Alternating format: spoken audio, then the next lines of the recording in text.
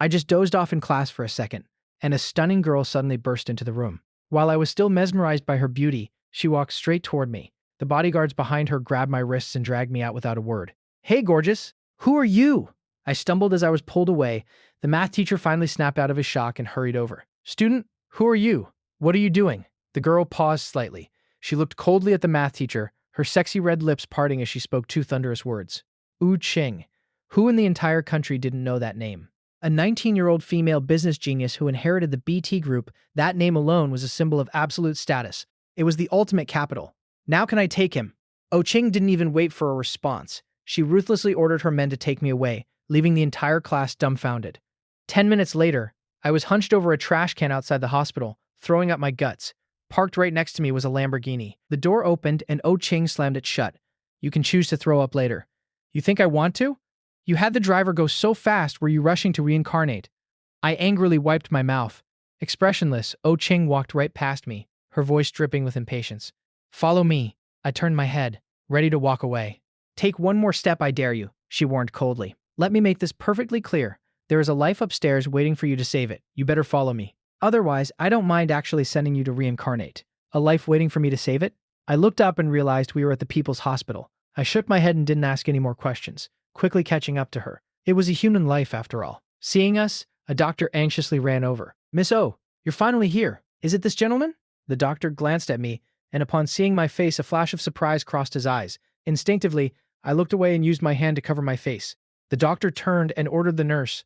"No time to lose. Prepare for surgery immediately." Surgery? I looked completely bewildered. And who was that little kid lying on the hospital bed not too far away? I stared at Qing in absolute shock. "Your daughter?" Qing rolled her eyes at me. "I'm 19. You have a daughter at 19?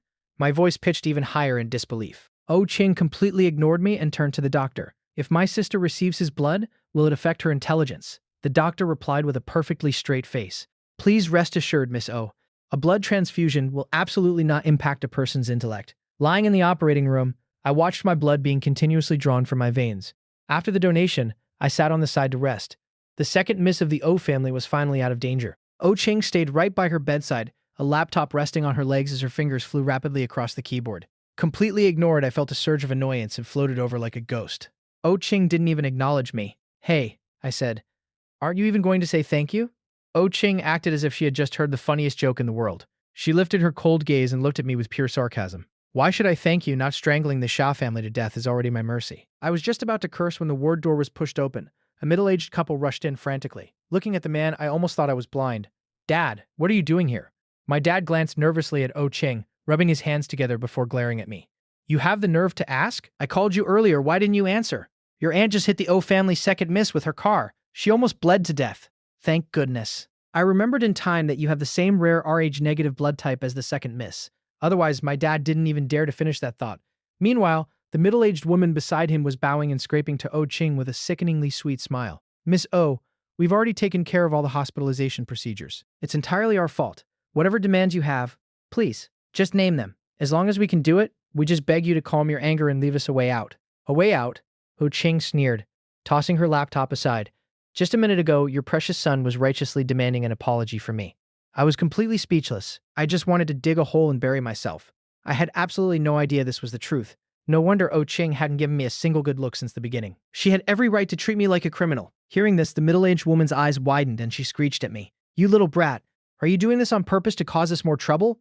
Look at your status. Getting to donate blood to the second miss is your absolute honor. And you have the audacity to demand an apology from Miss O? What the hell do you think you are?" This woman was my father's second wife, my stepmother. My hands subconsciously clenched into tight fists. My brain was buzzing and it took everything in me not to step forward and punch her right in the face. My dad nudged me from the side. "Xiaojia, Dad is begging you. Just go apologize to Miss O first. After all, it was our family that caused the second miss to get into a car crash." "Our family?" I found that incredibly hilarious. "Let me ask you, do I even have a family right now? When Yang Wenpei personally kicked me out of the Xia family gates years ago, why didn't anyone talk about our family then?" Seeing me stand there unmoved, Yang Wenpei's voice turned even shriller. She pointed at me, venting all her rage. "Xia, are you trying to get us killed? I told you to apologize to Miss O. Are you deaf? Have your wings grown hard now? You won't listen to us anymore? Roll over here and apologize right now." She rolled up her sleeves and marched toward me, looking fully ready to teach me a physical lesson. Enough. Oh Ching stood up. Her eyes were an abyss of indifference, and her voice dropped below freezing. Who gave you the courage? To treat my room like a place for your screaming matches? No, Miss O, please listen to me. Yang Wenpei scrambled to explain. Get out. Oh Ching's eyes were filled with absolute disgust. My lawyers will handle the rest. As for you, don't ever appear in front of me again. Yang Wenpei panicked. Sister. Suddenly, a soft, sweet voice came from the hospital bed. Everyone turned their heads, only to realize the little girl who had been unconscious was now sitting up. Oh Ching immediately rushed over. You're awake? Does anything hurt? Mm-hmm. It hurts right here, the little girl pouted pitifully, poking her head. Sister, what happened to me? Don't move around. Wu Qing frowned, gently holding the little one's hand. The doctor quickly examined the second miss, smiling as he took off his stethoscope. Miss O. She's out of danger, but she still needs to rest and recover for a while. The doctor gently patted the little girl's head. Second miss, don't worry, you are perfectly fine now. The blood you lost, that big brother over there used his own blood to make up for it. The little girl's dark gem-like eyes shifted, landing squarely on me. Then she flashed a blindingly bright smile, revealing a row of perfect white teeth. Her voice was as crisp as a bell. Big brother, thank you for saving Bebe. This little girl named Bebe was an absolute angel. I quickly covered my cheek with my hand and waved frantically. It's nothing, really. Then, how should Bebe repay Big Brother? The little one actually furrowed her tiny brows, thinking incredibly hard about it. Suddenly, her eyes lit up. I know. Big brother, can I marry you?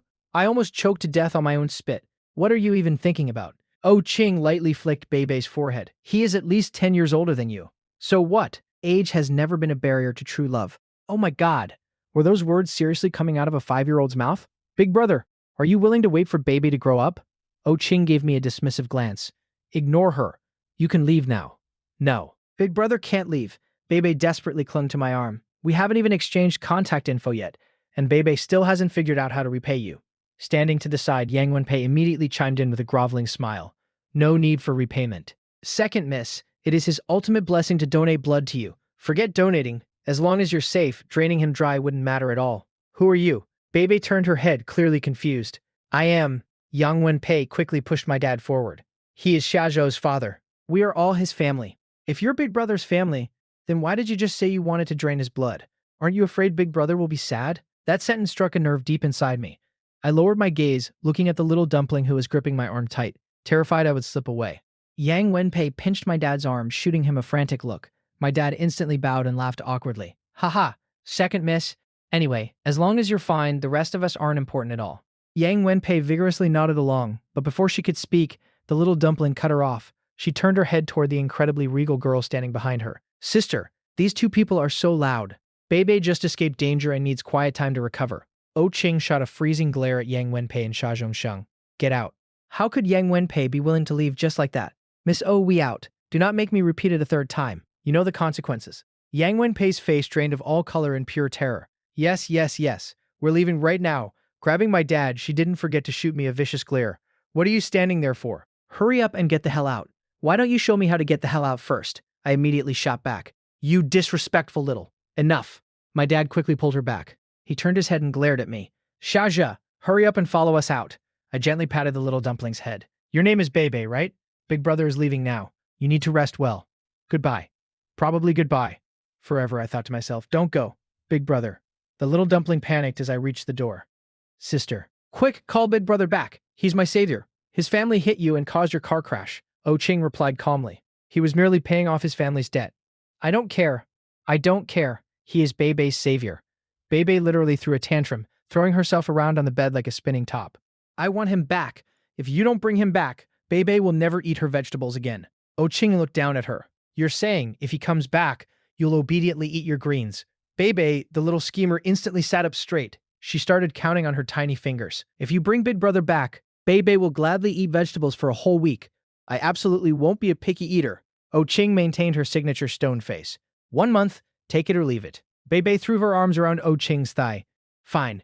1 month it is. Sister is such a big meanie. Now hurry up and get him back. Bebe looked up at Oh Ching with the most pitiful puppy dog eyes. No rush. Oh Ching casually sat back down on the sofa, unhurriedly flipping open a book. Staring at the pages, she calmly said, I have my ways to make him come back on his own. Her eyes skimmed the text, but her mind was clearly elsewhere. That boy's face. Meanwhile, stepping out of the ward, Yang Wenpei erupted like a volcano. She spun around and glared at me with absolute fury. You little bastard. I take my eyes off you for a few days, and you're ready to tear the roof off. What kind of attitude was that in there? Do you have zero upbringing? How completely laughable. My hands clenched into tight fists, staring back at her with fierce defiance. Sorry, upbringing? A woman who climbed her way up by being a mistress has the nerve to talk to me about upbringing? Smack. A sharp slap instantly landed across my face. It burned like fire. I stared in utter disbelief at the man standing in front of Memi father, his hands still frozen midair. How dare you speak to your aunt like that? My dad roared, his face twisted in fury. She is your elder. What's wrong with her teaching you a lesson? Apologize to her right now. My shoulders trembled slightly. A tidal wave of overwhelming emotions crashed into my chest, and tears screamed to break free, but I forced them back. I shouldn't cry. The one who really deserved to cry wasn't me. Yang Wenpei crossed her arms, watching me gloat with the smug look of a villain who just won. Kids need to be beaten when they act out, otherwise they'll forget their own last name. I lifted my chin slightly, my voice dead. If I had a choice, I'd rather not have the surname Xia. How did I raise such an ungrateful wretch? Xia Zhengxiong's chest heaved violently. He raised his hand, ready to strike me again. But in the very next second, Mister, stop right there. A clear, bright voice echoed through the hall. My dad froze. The slap never landed, and I smoothly dodged out of the way. I turned my head in shock. Another stunning beauty. Was today my lucky day for meeting gorgeous women? Although I don't know what happened here, this is a public place, the beautiful girl said, her voice firm and ringing out clearly. I suggest you watch your behavior. Perhaps realizing his own impulsive actions but too prideful to admit fault, my dad simply glared at me and stormed off. Yang Wenpei shot me a look of pure disgust. Embarrassing. She quickly chased after him. The beautiful girl looked at me with concern. Are you okay? I shook my head, my voice full of gratitude. Thank you. But the moment she caught a glimpse of my full face, she looked surprised. Every single time someone saw my face and made that exact expression, I instinctively wanted to hide. I quickly lowered my head, using my hand to cover my face. Noticing my defensive movement, the girl quickly looked away and smiled gently. That's good. Good that you aren't hurt. Hurt. I was used to it. I had long grown numb to this cold, heartless family. Oh right, here, take this. She reached into her paper bag and pulled out a boiled egg. Use this to roll over your cheek. It'll help with the swelling. I hesitated for a second before reaching out and taking it. Thank you, you're welcome. She smiled warmly. I'll be going now. I watched her back until she completely disappeared down the hall. Only then did it hit me. I didn't even catch her name. Even though I didn't know who she was, I could just feel she was a genuinely kind person. Back in the ward, the door was pushed open. The little dumpling was resting her chin in her hands, pressing her face against the window to look down at the street. She was mumbling to herself. So weird. Why hasn't Big Brother come out yet? Bebe, a gentle voice called out. Bebe whipped her head around and smiled brightly. Sister Ye Wei. Ye Wei placed some food on the coffee table and sat on the sofa right next to O Qing. By the way, is there still no trace of him? O Qing's fingers paused over the pages of her book. None, she replied, her voice elegant but chillingly calm. It's like he vanished into thin air. I just breached the police database and there wasn't a single piece of valuable information. Don't rush it. We'll find him eventually, Ye Wei comforted her. By the time I walked out of the hospital, it was already 1 p.m. The moment I stepped out the doors, a sleek black Audi pulled up right in front of me. The window rolled down, revealing Xia Zhengxiong at the wheel, with Yang Wenpei sitting in the passenger seat. Your brother is waiting for us to eat, so I'm not dropping you off. Call a cab back to school yourself, Xia Zhengxiong said, pulling a crisp red 100 yuan bill from his wallet. He was just about to hand it to me when Yang Wenpei viciously snatched it away. She shot me a highly arrogant, sneering look, her voice dripping with malice. Take a cab? Do we just have too much money to burn? The third high school isn't even that far from here. Let him take the bus. Cab? Yeah, right. With that, she rolled the window straight up. Xia Zhengxiong looked like he wanted to say something, but one vicious glare from her shut him right up. The car sped away. Heh. I let out a speechless, hollow laugh. An Audi for them, a public bus for me. What a beautifully stark contrast. Having just donated a massive amount of blood, I was still feeling incredibly dizzy. I decided to just text my homeroom teacher and take the afternoon off. I wasn't going back to school today. Right now, I was absolutely furious. I was brimming with rage, and I desperately needed to vent. 15 minutes later, I stood there, an intimidating aura surrounding me, a gun gripped tightly in my hands. My eyes were filled with bloodthirsty cruelty. The few people passing by took one look at my murderous aura and immediately took the long way around, walking away as fast as they could. At that exact moment, I raised the gun. The art style instantly shifted. Intense, pulse-pounding music kicked in as the zombies on the arcade screen were blown to bits. Die. All of you, just die. The arcade manager watched me absolutely sweating the machine, silently leaning against the wall. Are all young people this mentally unstable nowadays? After annihilating the digital horde, my chest finally felt a lot lighter. Just then, suddenly, my phone buzzed with a Weibo trending notification. Hacker God 07 may have resurfaced. What the F? I couldn't hold back a curse. With trembling fingers, I clicked on the trending topic. It was a live news update. Around 11 a.m., the city's C Police Department's database system was under attack. Some suspected it was the work of the legendary hacker god oh 07 from years ago. 5 years ago, that was the year oh 07 was most active on the internet.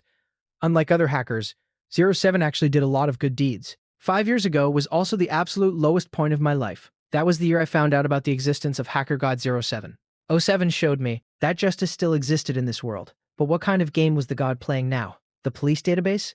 Was oh 07 looking for someone? oh 07 was an incredibly mysterious entity. The only piece of information about them on the entire internet was their gender. Female. Other than that, absolutely nothing was known. She was my idol. I wondered if I'd ever get to see the god's true face in my lifetime. I shoved my phone back into my pocket and headed home. At the very end of the alley, with a harsh creak, I pushed open a rusty iron gate. Inside the room on the left side of the single-story house, a pale middle-aged woman lay quietly. An oxygen mask was strapped over her nose. I forced a bright smile onto my face. "Mom, I'm back." The woman didn't respond at all. 5 years ago, my mom and I were kicked out of the Shah family. She fell into a vegetative state and hasn't woken up since. I walked up to her and started chattering away endlessly. "Mom, a lot happened today." I recounted every single detail of my day to her. Standing up, I tucked her in.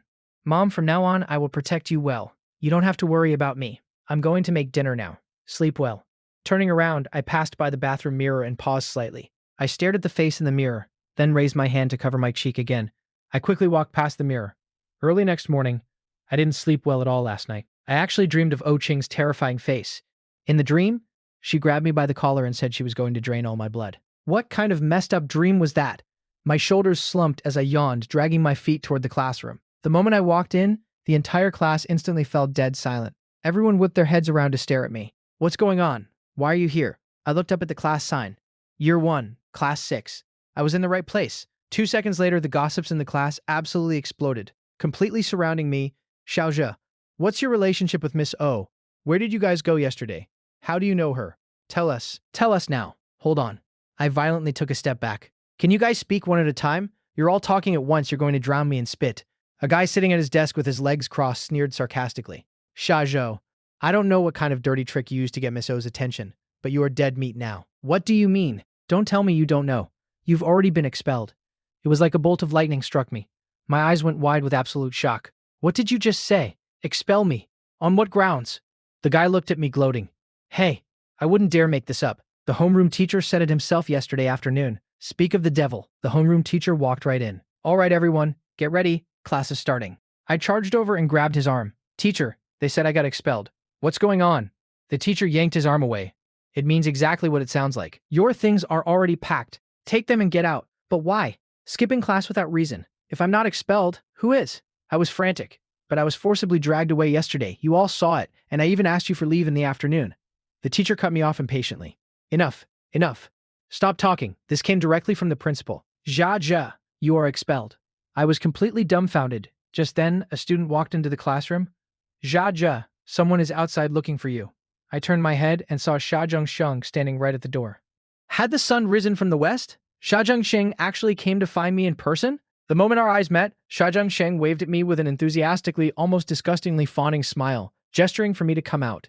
I still vividly remembered that slap from yesterday. If I could, I really wanted to pretend I didn't see him at all. "What is it?" I walked over, my tone anything but friendly. Being notified of expulsion first thing in the morning would make anyone explode. "Well, Xiaozhou, can we talk?" "Talk about what?" "That slap yesterday." "Yesterday was Dad's fault. Dad was just too impulsive." "Xiaozhou, please don't take it to heart." Sha Zhengsheng looked incredibly guilty. "Look, I came to find you first thing this morning because I wanted to apologize to you in person. For some reason, my chest felt tight.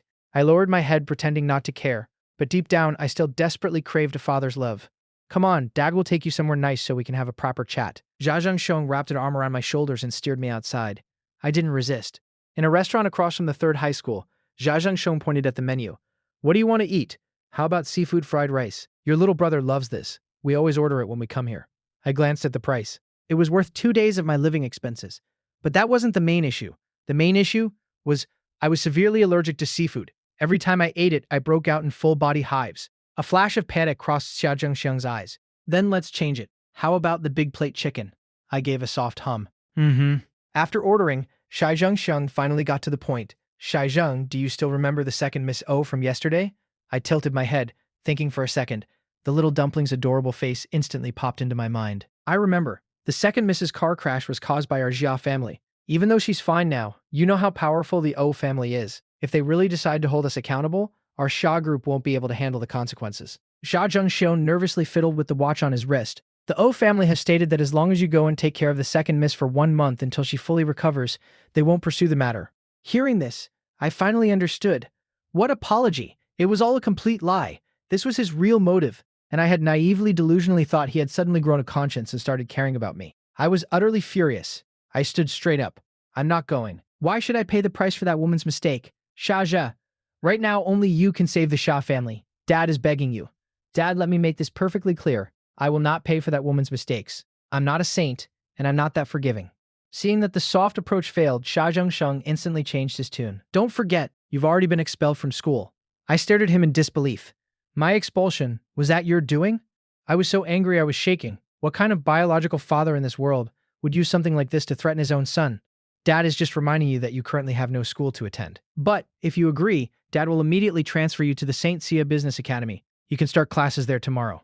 You don't have to stay in this ordinary high school. St. Sia Business Academy was one of the top elite schools in the country. The tuition for a single semester alone was enough to make most people back off. I clenched my fists, my voice unyielding. I said it. I'm not going. That woman turned my mother into a vegetable. She caused me to lose everything. I will never do anything for a woman like her. This is my absolute bottom line. Xia Zhengxiang's ugly true colors were finally fully exposed. He slammed his hand on the table and stood up.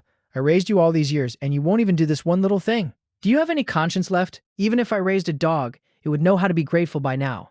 I'm telling you right now, if you don't go, don't even think about getting another cent from me for your mother's surgery. She has a surgery next month, right? Without money, let's see how you keep that woman alive. That sentence struck my absolute weakest point. Damn it! I wanted to kill someone so badly right now. I gritted my teeth, my chest heaving violently. But thinking of my mom, I finally surrendered. For the sake of my mom, fine, I'll go. I just dozed off in class for a second, and a stunning girl suddenly burst into the room. While I was still mesmerized by her beauty, she walked straight toward me. The bodyguards behind her grabbed my wrists and dragged me out without a word. Hey, gorgeous. Who are you? I stumbled as I was pulled away. Shengxi Manor.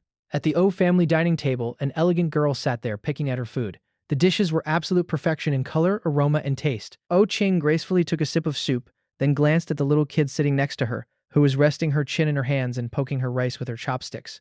Bebe, are you counting grains of rice? Wow, sister, how did you know? Bebe is super good at math. Let me count them for you.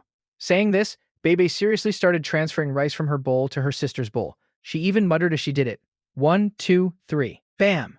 O Qing slammed her chopsticks down on her bowl. Leaning back in her chair, she crossed her arms and glared at her. Bebe's little body trembled. She slowly sat back down, placed her hands obediently on her lap, and looked the picture of perfect behavior. Why did you stop counting?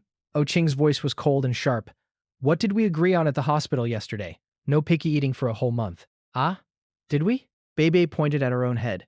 I hit my head. I can't remember a lot of things. Oh? Is that so? O Qing sneered. Then you better forget about that person too. You won't be seeing him for the rest of your life. Bebe quickly looked at her sister. Seeing her icy expression, she pitifully sniffled, tilted her head back, and let out a loud wail. Sister is a big meanie. You only know how to bully Bebe. I don't want sister. Bebe's crying was a force of nature. Once she started, she was a terrifying, unstoppable force. Nothing could calm her down. If there was one thing O Qing absolutely sucked at, it was dealing with kids.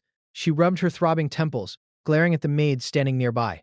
Are you all statues? What are you standing there for? Comfort her. The maid scrambled into a chaotic mess trying to soothe her. Unfortunately, Bebe was crying like the world was ending. The more they tried to comfort her, the louder she wailed. Oh, Bebe, if you keep crying, I swear I'll make sure you never see him again. Wah! Her crying volume leveled up again. The maids were internally screaming. Eldest miss, could you please stop making it worse right now? Wu Qing continued her cold threats. I'm warning you, don't try to threaten me with tears. You know I don't fall for that. The maids wanted to cry too. Please, just stop talking. Just then, the butler hurried over. Mr. Shah has arrived. Before O Qing could even speak, Bebe's crying stopped instantly. Why did you stop crying? O Qing gave Bebe a side-eye. The little dumpling's eyes were still wet with crystal-clear tears. She blinked her shiny gem-like eyes, her voice still thick with tears but now laced with pure joy. Is Big Brother really here? Quick, let him in. Wow. Her tears were basically on a switch. The butler waited for O Qing's order. O Qing unhurriedly took a napkin and wiped her mouth. Let him in. Yes. The sheer luxury of the O family villa practically blinded me. It was the kind of awe that strikes you right in the soul. I really was just a poor kid, living in a house this huge. Didn't they get lost? From a distance, I saw an incredibly regal girl sitting at the dining table. Wow, big brother. Bebe excitedly tried to jump out of her wheelchair. Even though the O family had private doctors and allowed her to recover at home, she had lost so much blood yesterday.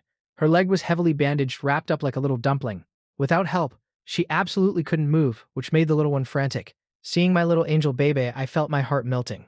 I hurried over, squatted down, and smiled warmly. Bebe, how are you feeling today? How did you get discharged so fast? You looked so hurt yesterday, I thought you'd be in the hospital for days. Sister Ye Wei said the hospital environment and the doctors aren't as nice to look at as our house. So Bebe came home to rest this morning. Not as nice to look at? My mouth twitched. I turned to look at the girl behind me and awkwardly scratched my sideburns before speaking politely. My dad already told me. I'll be taking good care of Bebe for this entire month, until her leg is fully healed. Yang Wenpei, hitting Oh Bebe like that. Honestly, if me taking care of the little dumpling for a month was enough compensation, the Jia group was getting off incredibly easy. But what could I do?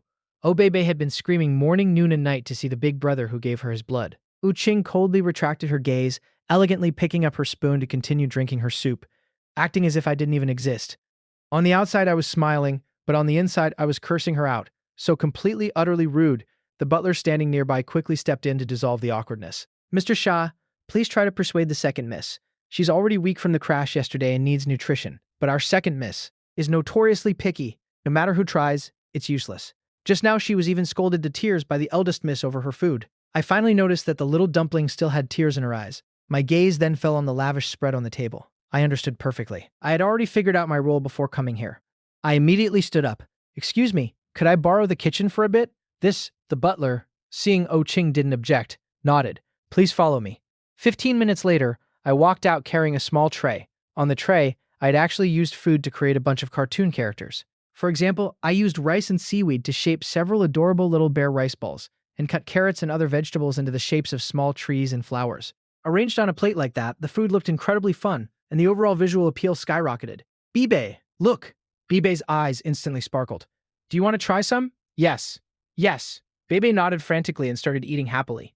Bebe was a sweet kid who didn't hold grudges. She looked adorably at Oh Qing. Sister, do you want to try some? These rice balls are super yummy. Oh Qing snorted dismissively. Childish? It's just rice. Changing the shape into a pig doesn't magically make it taste better. Damn it. These were clearly bears, okay? Bears. Bebe took a big bite, her little cheeks puffed out. But it really is super yummy. Ooh, Bebe. Only someone with your intellect could appreciate food like that. The veins in my temples were throbbing wildly. Where was my knife? I was just about to retort, but the fact remained. Bebe absolutely loved it. Oh Qing stayed silent. What I said was completely right. Bebe's picky eating was the biggest headache for the entire O family, and this guy had easily fooled her with just a few cheap tricks. She finished her meal, gracefully lifting her exquisite teacup to take a sip. You should consider yourself lucky that your little tricks can temporarily distract her. That way, you won't seem completely useless. I really wanted to slam that teapot right into her flawless but insanely punchable face. Toxic snake. Bebe had already demolished most of the food I made. She patted her full little belly and finally couldn't help but speak up. Sister, don't talk to Big Brother like that. Listen, Bebe was an absolute angel. Just listen to her. How could someone as cold as O King have such an angelic little sister? It was a miracle of the world. She shot me a freezing glare, turned around, and walked up to the second floor with her long legs. As she walked, she ordered the maids, make a cup of coffee and bring it to my room. I have a new program to write this afternoon. No one bother me. Bebe comforted me with a very serious expression. Big brother, please don't take it to heart. My sister is actually a really good person. Right. I really can't see what's so good about her. I curled my lip. She's arrogant, venomous, and acts exactly like an evil capitalist. Also, big brother, Bebe tugged at my sleeve, weakly pointing behind me. I just dozed off in class for a second, and a stunning girl suddenly burst into the room. While I was still mesmerized by her beauty, she walked straight toward me. The bodyguards behind her grabbed my wrists and dragged me out without a word. Hey, gorgeous, who are you? I stumbled as I was pulled away. Before I could even turn my head, I felt an incredibly dark, oppressive aura completely envelop me. No way. Like a malfunctioning robot, I turned my head inch by inch. When my eyes met O King's flawlessly pale, exquisite face, I jumped back in sheer terror. O Qing stood there expressionless, raising an eyebrow. Her voice was flat. Also what? Keep going. I racked my brain desperately. I meant, even though you're arrogant and venomous, you are incredibly beautiful. You have both looks and talent. Who can teach me how to flatter someone? I'm waiting online, it's urgent. I desperately scratched my head. There are other things too. I'll tell you when I remember them, okay? Ching picked up the laptop she had forgotten on the table, giving me a profoundly meaningful look. Bebe looked up adorably at her sister, her crisp voice ringing out. Sister, can we clear out a room for Big Brother to stay in? In response came an incredibly calm, flat voice. No, why? Bebe pouted. Didn't we agree that Big Brother would stay with me until my leg is fully healed? Because I refuse to live under the same roof as an idiot who can't even flatter someone properly? I was utterly speechless. She said it as if I was begging to move in. Ching was working. For the entire afternoon, I truly didn't see her again, not even during dinner time. I made my signature children's dinner for the little dumpling, and she ate it with absolute joy. Bebe, doesn't your sister have to go to school? I think I heard she's only 19. Bebe shook her head. My sister was already recommended for direct admission to Supreme University when she was in her second year of high school. So whether she goes to school now or not, it's the exact same thing. We're both human, so why is the gap so massive? My grades weren't terrible, but they definitely weren't at the level of getting direct admission to university, especially not Supreme University. The absolute top university in the country. Sigh. God really is unfair. He practically gave every single good thing to that girl upstairs. I turned to check the time. It was already 8 p.m. I stood up.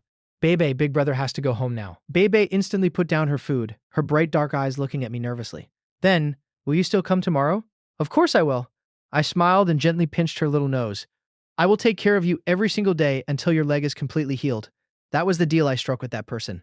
I would take care of the little dumpling for a month, and in return he would transfer me to St. C Academy and pay for my mom's surgery. Speaking of which, I was supposed to report to St. C Academy tomorrow. I definitely needed to go back and prep for that today. But starting tomorrow, Big Brother has to go to school too. You'll probably only be able to visit me after school or on weekends, right? Does that mean Bebe won't get to eat the breakfast Big Brother makes tomorrow? No, you will. I blinked playfully at the little dumpling.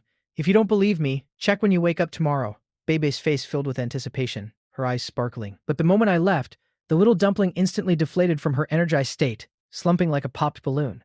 A maid pushed her wheelchair up to the second floor. Bebe knocked on Ching's door and pushed it open, poking her little head inside. Sister, Bebe is going to sleep. Can you tell Bebe a bedtime story? Ching had just finished writing her program, a trace of exhaustion coloring her flawless face. She stood up and reached over to turn off the desk lamp. All right, I'll tell you a story. By the time she finished coaxing her sister to sleep, it was already 10 p.m. Ching finally felt a slight pang of hunger. She went downstairs and walked into the kitchen. Opening the fridge, she immediately saw a plate placed in the most prominent spot. On it was my signature children's meal. Tomorrow morning, it just needs a quick reheat. This is what that guy made for Bebe. Her slender, pale fingers picked up the rice ball she had actively mocked just hours ago, as if possessed by a ghost. Awful. Despite saying that, Ching still finished the entire rice ball, bite by bite. Early next morning, uniform? Check. Textbooks? Check. Hair? I frantically ruffled my hair. Everything's check. Let's go. The weather was terrible today. A light, persistent drizzle was falling. Worried about traffic, I woke up an hour early and managed to catch the earliest bus. Then, I got off at the stop closest to the school and walked the rest of the way. At the gates of St. C Academy, sitting in the passenger seat of a black Audi was a handsome-looking teenage boy. What did you just say? Dad, why did you transfer him to my school? Why? Xia Zhengxing looked at him with an earnestly fawning expression. Simon, don't be mad. Please pay attention to your image. You have some level of fame now. Be careful of paparazzi. If he hadn't brought that up, it would have been fine. But the moment he did, Xia Siming's face scrunched up in fury. Fame? Are you joking? For the past 2 years, the only resources I've gotten are garbage movies and some no-name commercials. The way I am right now, I could walk down the street without sunglasses, and absolutely no one would recognize me. What paparazzi? Xia Siming's aggressive tone was exactly identical to his biological mother, Yang Wenpei. I call you dad, and this is how you treat me. You never fight for the good resources for me, and now you're putting that jinx in the same school as me? Are you planning to move him and his half-dead vegetable mother back into the Xia family next? Siming, I know you want to be a huge star, but the entertainment industry isn't as easy as you think. Even with money, without connections in the right network, it's useless. Xia Zhengsheng spoke awkwardly. For the past 2 years, he really had tried his hardest to fulfill his precious son's dream of becoming a star. He had thrown away so much money. Sometimes, whether you make it big or not, really just depends on fate. Xia Siming was so furious he wanted to smash everything in his hands onto the ground. He could become a massive star 5 years ago. Why can't I do it now? I think you're doing this on purpose. Have you completely forgotten all the hardships and grievances my mom and I suffered in the early years? Seeing Xia Siming throw a tantrum, Xia Zhengxiong immediately started groveling. Dad knows I wronged you and your mother. That's why I want to double my compensation to both of you. In this house right now, whatever your mother says goes. Whatever you want, Dad buys it without a second word. Even with all that, you still blame Dad? Sha Shang looked incredibly helpless. Haven't I been explaining this the whole time?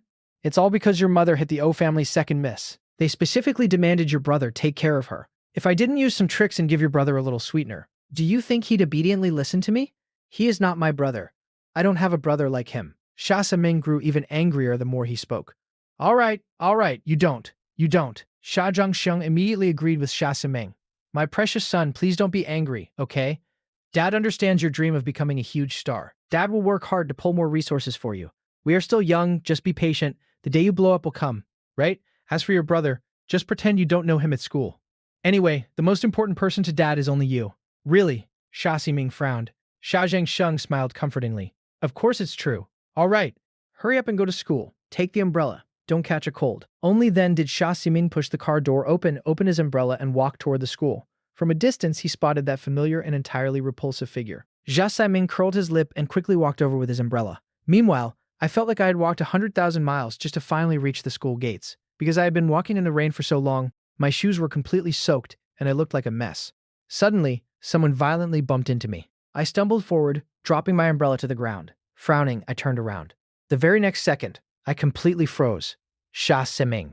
Compared to my disheveled state, this half-brother of mine looked incredibly put together. Seeing me and Sha Siming, the surrounding students started whispering and pointing as they walked by. Hey, isn't that Sha Siming from year 1? He's so handsome. I heard he shot a bunch of commercials. Who's that guy next to him? I've never seen him before. Do they have beef or something? Then came the sudden hushed whispers. Hey, did you see? That guy has a massive scar on his face. Oh my god. I panicked, desperately grabbing the hair by my temples to cover the scar on my forehead. Even though I tried to hide it, it still faintly peeked through. One look, and it was shocking to see. For the past 5 years, the thing I feared the absolute most was people looking at me. With the exact look they'd give a monster. Seeing my panicked, embarrassed state, Shazming thoroughly enjoyed the moment. A rush of vindictive pleasure filled his heart. Shaza, you deserve this. The rain continued to fall relentlessly, slowly soaking my face. A profound wave of sorrow swelled in my chest. Right at that moment, the rain falling on my head was suddenly blocked. I looked up, staring in shock at the umbrella held over me. Then, my eyes landed on the gentle, elegant girl standing right in front of me. My jaw dropped. It's you. The surrounding area instantly exploded. It's the school idol Ye Wei. Wow, she's breathtakingly beautiful today too. Her smile is so warm. Wait a minute. Why is Ye Wei shielding that guy from the rain? The small umbrella enclosed Ye Wei and me in a tiny private space. Her school uniform was spotless. A faint, elegant smile graced her soft, beautiful face. Her voice was gentle, clear, and incredibly pleasant. The rain is getting heavier. If you don't use an umbrella, you'll catch a cold. Thank you. Yi Wei smiled faintly. Why is your opening line always that same sentence every time we meet? Is it? It actually seemed like it was. Compared to that day, her neat high ponytail added a hint of heroic spirit to her gentle beauty. This was our second time meeting, and every single time she appeared just like an angel. Standing on the side, Sha Siming was completely dumbfounded. Ye Wei, why would those two— who can explain what the hell is going on here? Why would the school idol know someone like Sha Zhe? Ye Wei was one of the 3 absolutely famous school idols of St. Sia Academy. I just dozed off in class for a second. And a stunning girl suddenly burst into the room. While I was still mesmerized by her beauty, she walked straight toward me. Ye Wei acted as if she couldn't even see Sha Ximing, her complete focus resting entirely on me. Did you just transfer to St. Sia Academy today? Mm-hmm. I nodded. Which class? Year 1, Class 4. I'll take you to your classroom. St. Sia is huge. If it's your first time here, it's very easy to get lost. Okay, thank you. I looked at her, a wave of genuine warmth swelling in my chest. I had long heard that St. Sia was like a massive maze divided into several districts. If I tried to find it myself, who knows how long it would take. And so, under the incredibly envious and hateful gazes of the crowd, Ye Wei held the umbrella, and we walked away side by side. How is this possible? Why would the school idol take such good care of that guy? What right does Sha Zhou have? Completely ignored on the sidelines, Sha Seiming was so furious he almost coughed up blood. The rain continued to patter against the umbrella. Walking through the campus, I slightly turned my head to look at the warm girl beside me. Oh right, I still don't know your name. I'm Sha Zhou. Ye Wei repeated my surname softly. Sha? What's wrong? Nothing. I just feel like you look very similar to someone. Ye Wei's pale, slender fingers gripped the black umbrella handle. She turned her head and softly spoke a name. Summer. 5 years ago, 3 young boys barely in their double digits formed an idol group and officially debuted in the entertainment industry. The group was called Leftover Light Years, and the boy named Summer was the captain of that group. Back then, the 3 boys of Leftover Light Years relied on their handsome looks and unique voices to instantly skyrocket to fame across the entire country. Unfortunately, the good times didn't last. In less than a year, news suddenly broke out that the Captain Summer had been severely disfigured in a car crash. From then on, he completely withdrew from the entertainment industry.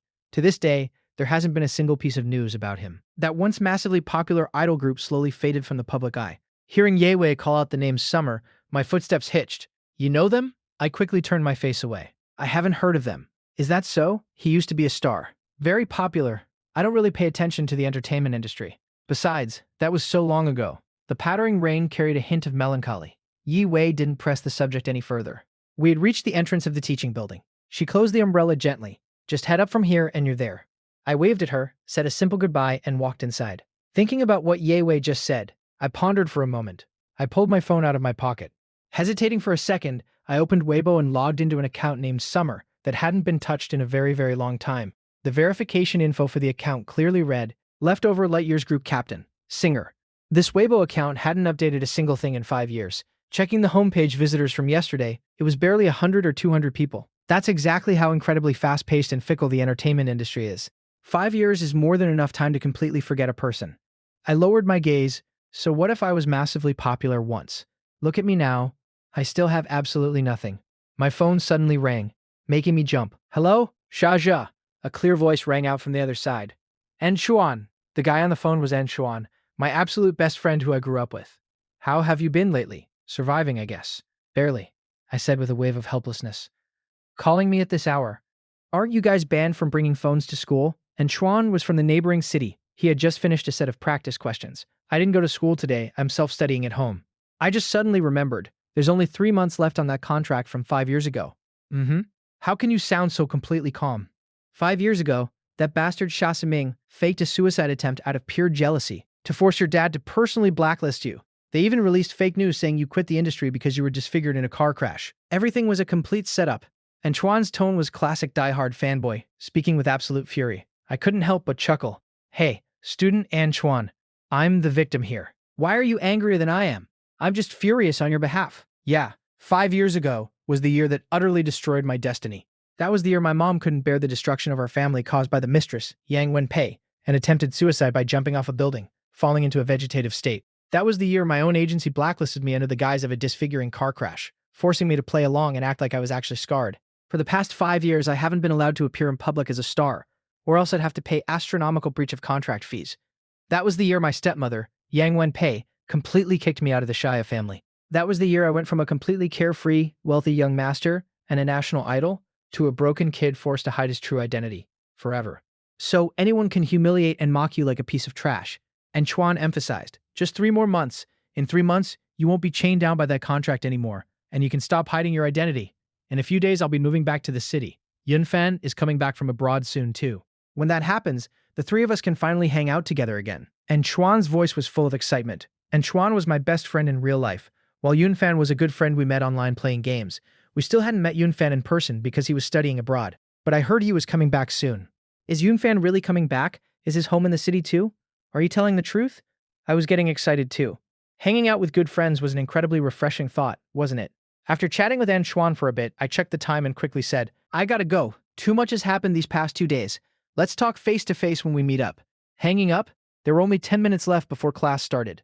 I definitely didn't want to be late for my very first class. Suddenly, a powerful, overwhelming aura enveloped the area. Oh no, this feeling is... Outside the restrooms, the soft orange lights spilled down. Oh, Ching was washing her hands with her head slightly lowered. My God, it really is her. For some reason, perhaps because this girl was just too profoundly regal, she always carried an untouchable high and mighty aura. Every time I saw her, I inexplicably felt intimidated. Ooh, Ching. Haha, what a coincidence. You came to the restroom yourself? The moment the words left my mouth, I realized how stupid that sounded. Oh, Ching just shot me a freezing glare and didn't say a word. What a boring person.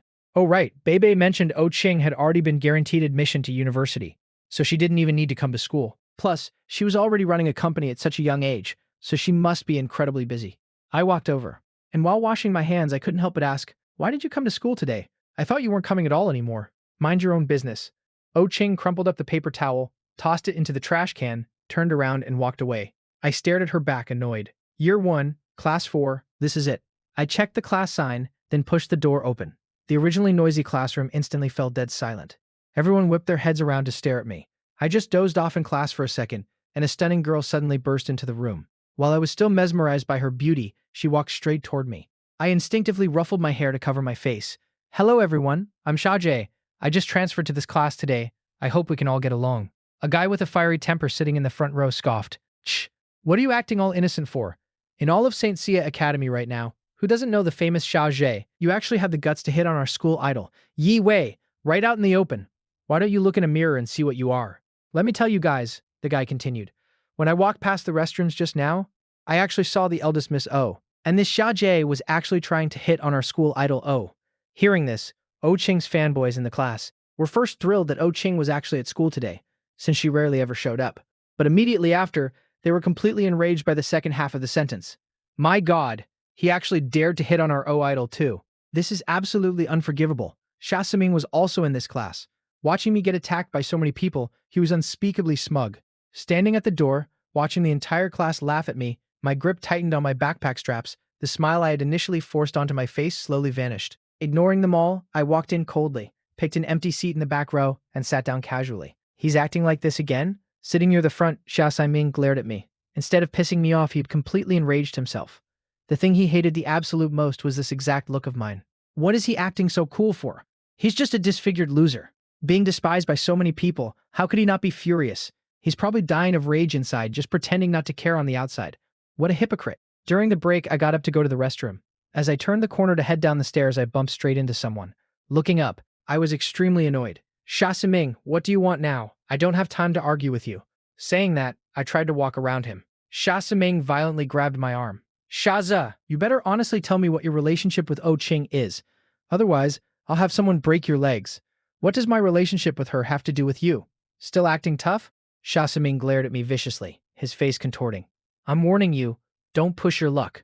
Wu Qing is my future girlfriend. You better stay the hell away from her. I sneered coldly, deliberately trying to piss him off. Oh, forgot to tell you. O Qing and I see each other every single day, and her little sister absolutely adores me. Furious, Xia Siming swung a fist ready to punch me, but I easily caught his wrist and shoved him aside. Just then, the sound of footsteps and chatter echoed from the bottom of the stairs. Several students were walking up, laughing and talking. Xia Siming suddenly let out a sharp cry and rapidly stumbled backward. With a dramatic scream, Xia Siming completely tumbled down the stairs. No way. I was stunned. Oh my God, what happened? Siming, quick, get him to the hospital. The surrounding students descended into absolute chaos. Supported by a group of students, Xia Siming sat up. His eyes were filled with tears of grievance. Student Xia, why did you push me? My mind went blank for a split second before instinct took over. You're lying? I didn't push you at all. Still denying it? We all saw it with our own eyes. Exactly. You pushed Siming down the stairs. We saw it clearly. The surrounding students immediately stood up for Xia Siming. Meanwhile, Xia Siming, covered in bruises and keeping his head down, subtly curled his lips into a victorious smirk upon hearing the crowd condemn me. I frowned deeply. I didn't push him. If you don't believe me, you can go check the security cameras. Oh crap, I forgot about the cameras. Xia Siming's face instantly darkened. He simply closed his eyes and played dead. Oh my God, Siming passed out, inside a VIP ward at the hospital. Get your ass in here, Xia Zhangxiang roared furiously. Pointing at Xia Siming, who was currently lying comfortably in the hospital bed, he screamed, Look at what you did to your brother. Did you eat a leopard's heart to get this kind of guts? How dare you push him? My shoulder throbbed where he had grabbed me. I said it before, I didn't push him. He rolled down himself. Xia Siming immediately cried out in protest. If you didn't push me, did I just want to hurt myself? Why would I do that? Suddenly, the ward door burst open. Yang Shurong hurried in. Her face was fraught with panic. Baby, are you okay? Where are you hurt? Let mommy see. After checking on him, Yang Shurong whipped around. Even her heavy makeup couldn't hide the venomous look on her face. You again, Xia, you dared to push my son down the stairs. I think you're tired of living. I'm going to beat you to death today. I clenched my fists tightly, staring at her coldly. Try touching me. You. Yang Shurong pointed at me, then immediately turned to Xia Zhengsheng and started wailing. Husband, look at this good son you and your ex-wife raised. Is he trying to force us mother and son to our deaths? Fine. My son and I will pack our bags and leave the Xia family right now. Xia Zhengxiong was so furious he was literally jumping. He looked around wildly, grabbed a stool near the bed and raised it to smash it over me. He roared, Apologize to your aunt and Siming right now. Disappointment reached its absolute peak. Instead of being afraid, I actually laughed. I spoke with pure defiance. I did nothing wrong. Why should I apologize? Good. You just wait, I'm going to beat you until you submit today, Xia Zhengsheng said, furiously glaring at me. He grabbed the chair next to him and marched toward me. Bam! The ward door was suddenly kicked open. Sha Sheng froze mid-action. He turned his head. Standing at the door was a massive group of bodyguards. I just dozed off in class for a second, and a stunning girl suddenly burst into the room. While I was still mesmerized by her beauty, she walked straight toward me. These bodyguards were all dressed in sharp black uniforms, perfectly aligned and disciplined. Just one look at them radiated an intense, suffocating pressure. Where did these bodyguards come from? Zhai Zhongxiong panicked for a second, then darkened his face and yelled, "Who are you people? This is my son's hospital room. Get out immediately." The lead bodyguard glanced at me, confirmed my identity, and gave a hand signal to the men behind him. Go. The bodyguards instantly swarmed in and began absolutely demolishing everything in the room. The flowers on the bedside table were shredded. The thermos Yang Shurong brought was smashed onto the floor, spilling the soup she made for Xia Ximing everywhere. Xia Ximing's backpack was violently ripped open and smashed into the wall with a deafening crash, instantly shattering into pieces. Xia Ximing's face drained of all color. He froze completely in place. A tiny shallow scratch on his cheek began to bleed. This all happened way too fast for anyone to process. Sha Zhongxiong finally snapped back to reality. He shoved past me and rushed to the bed. "Siming, are you okay?" "Dad, who are they? I was so scared, that chair almost hit me. Is my face ruined?" My face. This time he wasn't acting. He was genuinely terrified. Even I was completely dumbfounded. What the hell was going on? Where did these bodyguards come from? Oddly enough, the bodyguards completely ignored me. One of them even pulled up a chair for me. "Mr. Shaja, please have a seat." They were literally inviting me to watch the show. I was utterly confused. What kind of play was this? Who exactly are you people? Sha Zhongxiong roared in fury. "You hurt my son's face. He's a star. He could have a gig at any moment. If you ruin his face, can you afford the consequences?" Yang Shurong also shrieked at the top of her lungs. "Where did you street thugs come from? Do you know my son makes tens of thousands per gig? And you dare destroy our room like this? I'm calling the cops right now. Nobody leaves. You're all staying here to pay for this." The lead bodyguard, wearing a Bluetooth earpiece, walked over to the window. Without a trace of emotion, he accurately relayed the entire conversation. "Eldest miss, they said Xia Siming is a star and makes tens of thousands per gig." Inside the O family villa, sitting on the sofa, was the incredibly regal girl. Leaning back lazily, her aura absolutely domineering, her exquisite side profile was sharply defined. Her slender hand held a wine glass. She tilted her head back, downing the red wine in one gulp, then casually tossed the glass onto the coffee table. A playful, dangerous smirk formed on her lips. "Keep beating him. Beat him until you hit a million's worth." "Yes, ma'am." The bodyguard turned around and gave a hand signal to his men.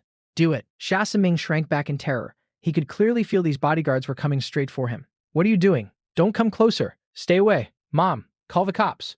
Before he could even finish his sentence, Xia Siming was slapped brutally across the face. It burned like hell. "Siming." Zha Zhongxiong and Yang Shurong tried to rush forward but were completely blocked by the wall of bodyguards. Xia Zhongxiong yelled frantically, "Get out of the way! What are you trying to do? If you have a problem, come at me." Siming. Yang Shurong was completely losing her mind. In all her 30-odd years of life, she had never encountered a situation like this. Xia Siming covered his face, absolutely stunned. He had been spoiled and pampered by Xia Zhongxiong and Yang Shurong his entire life. Forget being beaten, he had barely even been spoken to harshly. "You dare hit me?" Xia Siming glared at them. Smack. Another brutal slap. The bodyguard's face remained deadly serious. He was simply carrying out his duties. The crisp sound of slaps continuously echoed through the ward. Xia Zhongxiong and Yang Shurong's helpless screams. Hearing this, Bebe instantly raised her bright, sparkling eyes, looking incredibly nervous. "Sister, do you think Big Brother made it home?" Oh Ching's eyes were locked dead onto the television. On the screen, a reporter was braving the wind, their face practically deformed by the gales, struggling to deliver a live report from a city street. "Sister!" Bebe forcefully waved her little hands in front of Oh Ching's face. Who would still be outside in weather like this? Even an idiot knows to take cover. Oh Ching raised her hand, ready to change the channel. But in the very next second, a familiar figure appeared behind the reporter on screen. Oh Ching's eyes narrowed instantly. Bebe pointed at the TV in shock. "Wait, was that Big Brother just now?" Click. Oh Ching coldly turned off the TV and stood up. "Was that Big Brother just now? It's so dangerous outside right now." "Sister, are you going to pick him up?" "I just said my kindness toward him ends here. I'm not that man's driver. Why should I go pick him up?" Her face dark, Oh Ching marched up to the second floor. "What should I do? Big Brother is in danger." Bebe was frantic. She was just about to call the O family's driver to see if he could go find him, when, less than 5 minutes after going upstairs, Oh Ching came back down, her face still cold as ice. And in her hand were her car keys. "Sister!" Bebe's eyes instantly lit up. "Are you going to pick up Big Brother?" "Who said I'm going to pick him up?" Oh Ching stated raciously. "I'm just going out for a walk." Bebe had been watching Detective Conan on her iPad. "Sister, you really don't have to pretend in front of me." "I understand." Bebe, acting like a little adult, pushed up invisible glasses on her nose. The classic Detective Conan background music seemed to play in the background as Bebe used her sweet, milky voice to deliver the iconic line. There is only one truth, and that is Butler Lee brought out the test papers the school handed out today, and if I don't finish them, I can't sleep. No. Bebe hadn't even finished her dramatic performance when, the truth is, sister, you really are just going out for a walk. Oh Ching had already put on her shoes. Cold, regal, and elegant, she shot Bebe a look. As long as you know, I sat on the steps of a shopping mall by the road, a place that barely offered any shelter from the rain. My home was very far from the city center. Public transport had stopped, and there were almost no cars on the road. The Shia family residence was actually in a high-end neighborhood nearby, but since 5 years ago, that place was no longer my home. A sleek red Lamborghini pulled up perfectly right in front of me. The window rolled down, revealing an impossibly beautiful face. Wu Qing stared straight ahead, her voice a direct command. Get in. I looked up, utterly shocked. Wu Qing's expression didn't change, her voice perfectly steady. I just happened to be passing by. Passing by. But this street is in the complete opposite direction of the O family villa. While I was still utterly confused, O Qing had already pushed the car door open. She stepped out, grabbed my arm, and with an expressionless face, opened the passenger door and ruthlessly shoved me inside. Slam. She shut the door, then opened the driver's side door, got in, expertly shifted gears, and sped off. Wu Qing, what exactly are you trying to do? O Qing shot me a side-eye. Outside, the wind and rain raged. Night had completely fallen. The interior of the car was dark, with only the streetlights outside barely illuminating my silhouette. Under such dim, flickering lighting, my dark skin tone and the scar on my face were hidden by the night. O Qing's face softened slightly. She grabbed a handkerchief from the side and tossed it at me. Wiped the rain off. I looked at her in surprise. I didn't expect this demonic eldest miss to actually have a thoughtful side. But then, O Qing casually added a sentence that completely destroyed the moment. Don't dirty my car. Of course, I really shouldn't have expected anything from a venomous snake. Despite that, I still quietly muttered a thank you to her. O Qing let out a cold hum. Arrogant and insufferably haughty, she simply said, I was just conveniently saving a life. Consider it me doing a good deed to build up karma. Saying that, she deliberately emphasized the word conveniently. Very well, that is very O.U. Qing. Early the next morning, I let out a massive yawn as I woke up in a luxuriously decorated European-style room. What's going on? My eyes snapped wide open. I looked around and finally accepted the reality that I had actually stayed the night at the O family villa yesterday. I checked the time. It was already 6:30 a.m. Oh crap. If I don't hurry, I won't have time to make Bebe's breakfast. I frantically jumped out of bed, rushed into the bathroom, and quickly washed up. Half an hour later, I walked out of the kitchen carrying the children's meal I had prepared. The moment I brought it out, I realized Bebe was already awake. Wearing pink little pajamas, the tiny figure was sitting obediently at the dining table. Seeing me walk out, she flashed a blindingly bright smile, revealing her little white teeth. Good morning, big brother. Oh, Bebe, why are you up so early? I was a bit surprised, because I felt big brother's food calling out to me. Bebe happily patted the dining table with both hands. I couldn't help but chuckle at how adorable she was. Here you go. Last night I wanted to wait for big brother to come back, but I ended up falling asleep while waiting. Is that so? Wait a minute, why were you waiting for me to come back? I blinked, feeling a bit confused. Bebe mumbled through a mouthful of breakfast, her words somewhat unclear. Wasn't it because of the typhoon yesterday, Sister Shi? What about me? A cold, sexy voice drifted over. Oh Qing had actually come downstairs without me noticing. She stood there with her arms crossed, shooting an incredibly friendly warning glare at Bebe. I just dozed off in class for a second, and a stunning girl suddenly burst into the room. While I was still mesmerized by her beauty, she walked straight toward me. Bebe immediately put on a serious little face and turned to look at her. Sister was beautiful yesterday, but she's even more beautiful today. Truly worthy of being Bebe's sister. I admire you the most.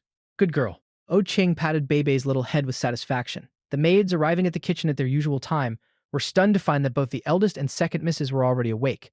The O family's breakfast time was strictly scheduled, but today they were a full half-hour early. Eldest miss, why are you? We will prepare breakfast immediately. Oh Qing pulled out a chair and sat down with absolute elegance. No need. You mean, isn't there already some ready-made?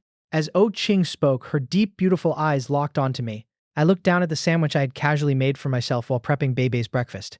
I immediately pulled it closer to me. No, this is mine. Everything here belongs to you. Just tell the maids to make you one. Are you going to give it to me or not? Oh Qing stared at me, her eyes filled with pure threat. Looking every bit like me eating your food is a massive blessing bestowed upon you. I wanted to cry. Reluctantly, I handed it over to her. I stared pitifully as Oh Qing elegantly ate my sandwich and drank her milk.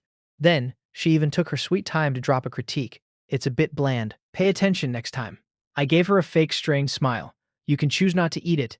I worked hard all morning and I'm still starving. Oh Qing snorted lightly. Something came up at school. I have to leave half an hour early today. Otherwise, you think I actually wanted to eat this kind of thing you made? What do you mean, this kind of thing? I seriously wanted to curse her out. What was she acting so arrogant for? Right at that moment, the butler walked over.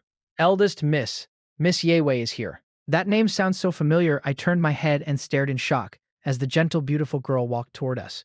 Seeing me there, Yewei was clearly stunned for a second, then quickly curved her lips into a gentle smile. Student Sha, why are you here? It's actually her. The Yewei who offered me her umbrella before, but before I could even open my mouth to speak, a certain female demon coldly interjected. He is our family's new male servant. I was furious. What male servant? I'm just responsible for taking care of Bebe for a month. Taking care of Bebe? Ye Wei shifted her gaze to Bebe, who was happily munching on her breakfast. Connecting it with everything that happened over the past few days, she instantly understood. She chuckled softly. The world really is small. Taking a seat opposite Wu Qing, Ye Wei looked at me, standing off to the side.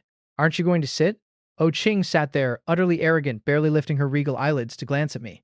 A male servant should have the self-awareness of a male servant. Why should he sit?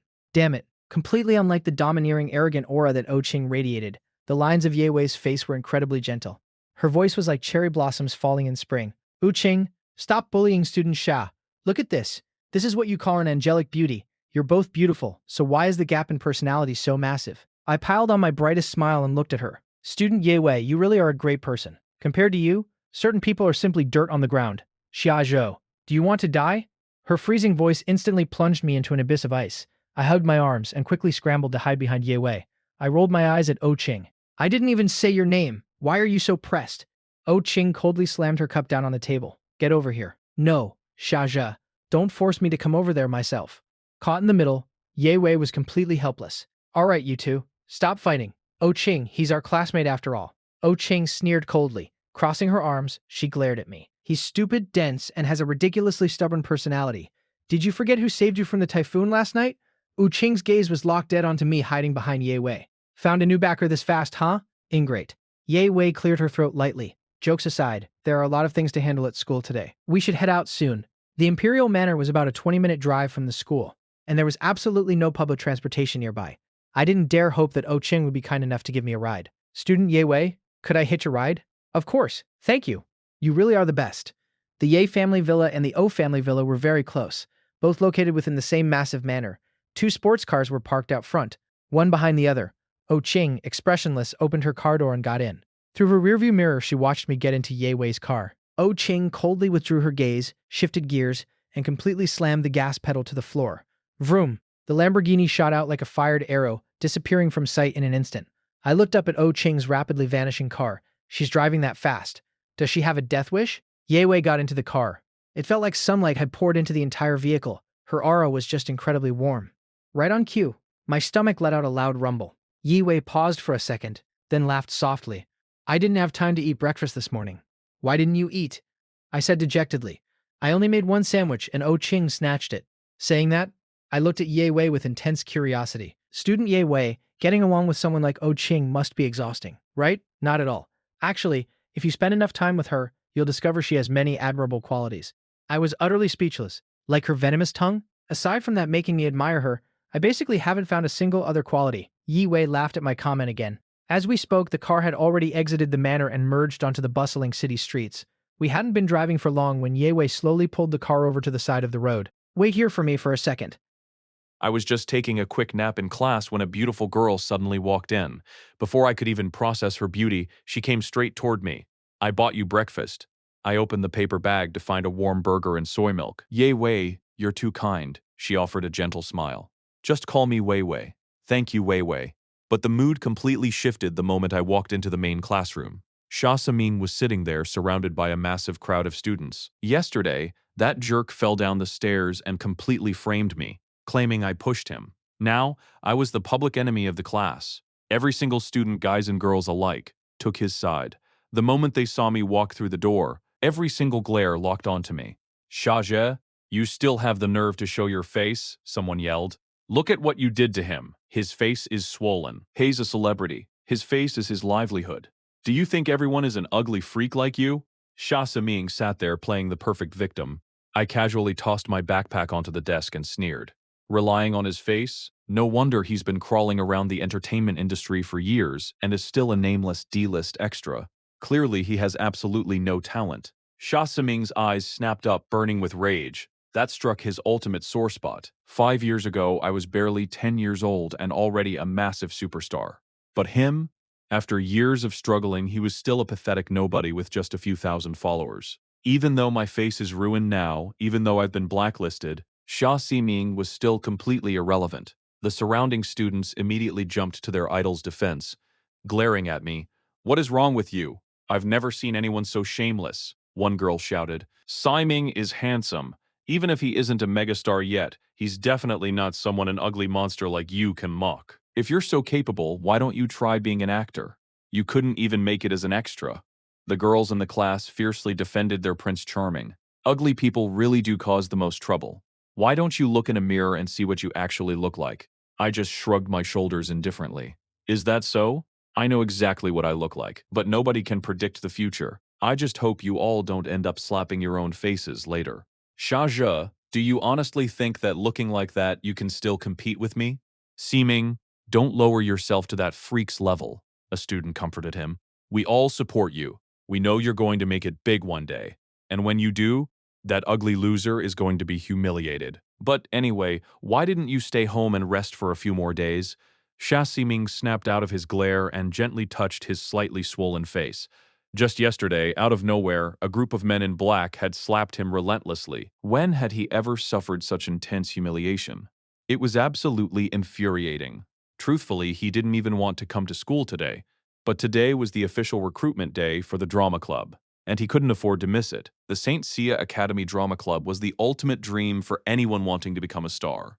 Even top-tier directors from the entertainment industry would visit to scout for talent. And the most important reason of all, the president of the drama club was the insanely popular idol Ji Yanxi. Who was Ji Yanxi? Just a year ago, she starred in a massive hit teen drama, and her popularity exploded overnight. Ever since then, every little thing she did instantly climbed to the top 3 of the trending searches. She was the undisputed queen of popular idols. If he could just get into her drama club, his future stardom was guaranteed. Xia Ximing secretly clenched his fists, determined to get in no matter what. Later, during chemistry class, I was completely losing the battle against science. I was dozing off again when my phone suddenly started vibrating like crazy in my pocket. I jolted awake, quickly glancing up to make sure the teacher hadn't noticed. I hastily pulled out my phone and checked the group chat. It was just me, my best friend An Xuan, and Yun Fan, who was currently studying abroad. "Sha Zhe, get out here right now. Where are you?" Yun Fan was spamming the chat. "If you don't reply in 3 seconds, I'm going to kill you." My mouth twitched in annoyance as I quickly typed back. "I'm here. I'm here. Boss, I'm literally in the middle of class. You think I'm chilling in America like you?" Yun Fan replied instantly. "This is a massive emergency. The St. Sia Drama Club auditions are this afternoon. Do not forget to sign up." I stared at the screen. Are you seriously telling me to go to the drama club with this terrifying ruined face of mine? Am I auditioning for the role of a literal goblin? Yun Fan shot back. "Why do you have absolutely no vision? The drama club only recruits once a year. Besides, in exactly 3 months, your face will be completely healed. Once you restore your original looks, won't you dominate the entire drama club in seconds?" I paused and thought about it. He actually had a point. That cheap stepbrother of yours definitely won't pass up this chance. Yun Fan continued, "He's probably dreaming about joining the club to become an overnight star.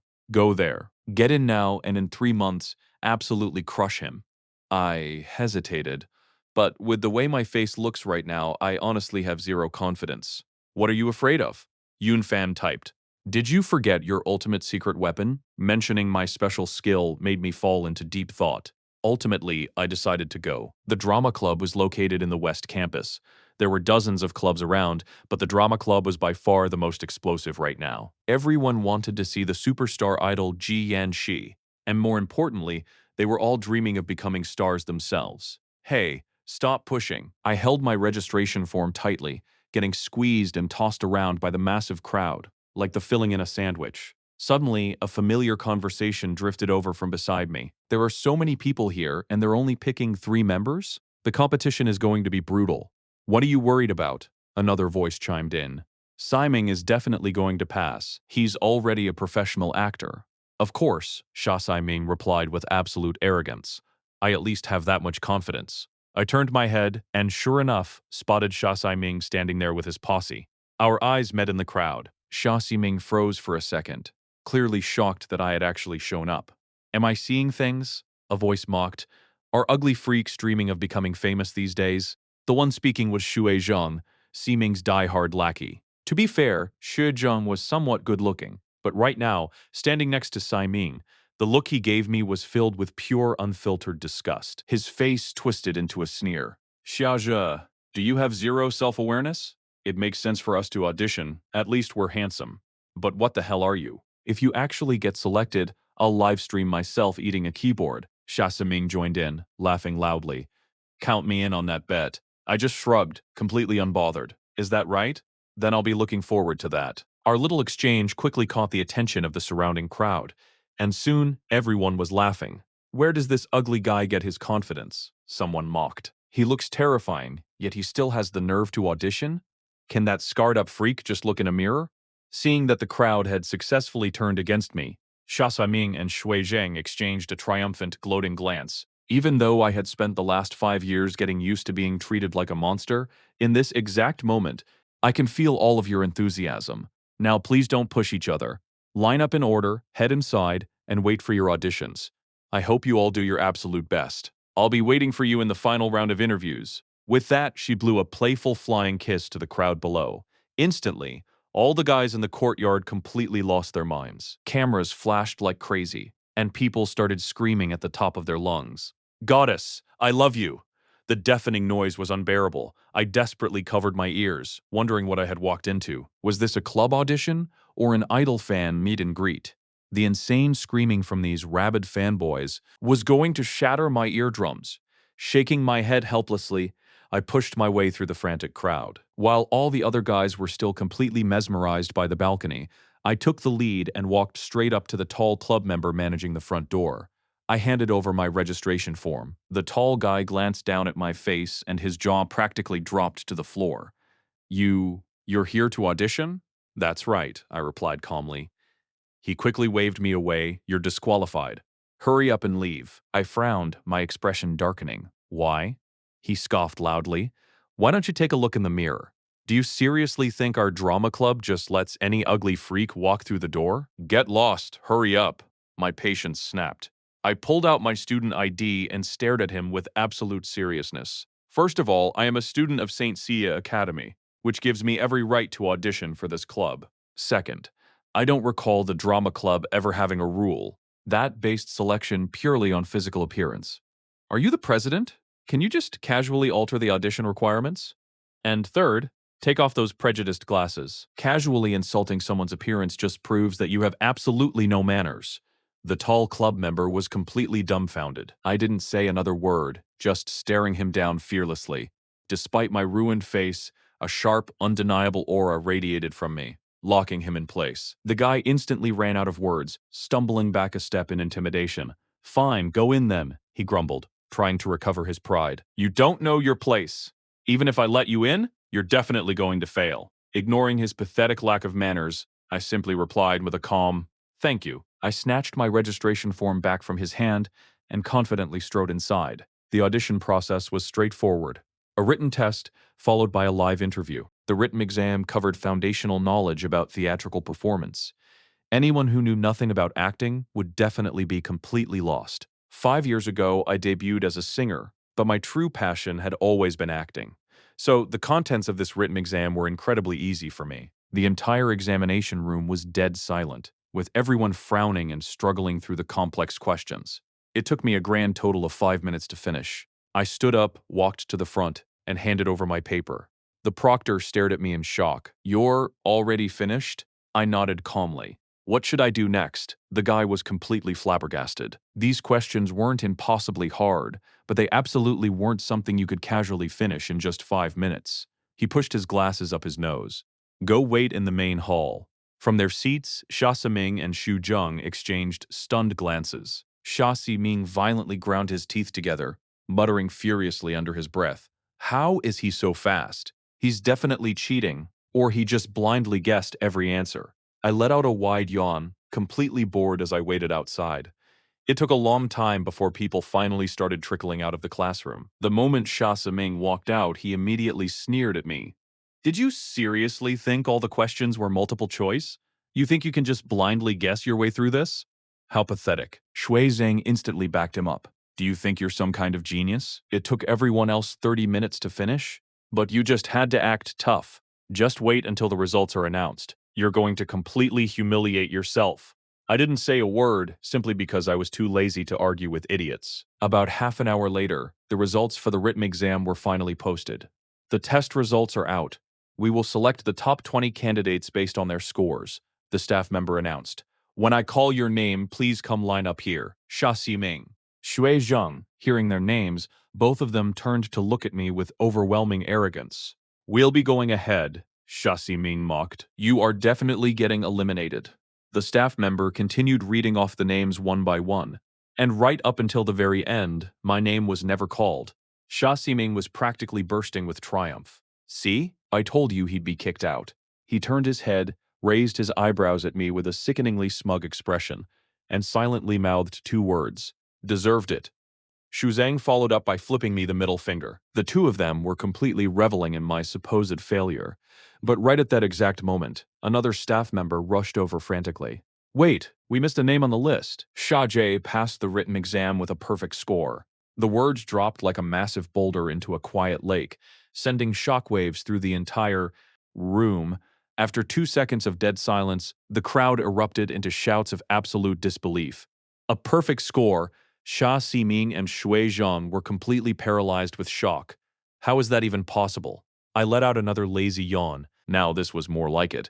My perfect score and their terrified reactions were exactly what I had predicted. But I already announced the top 20 names, the first staff member said nervously.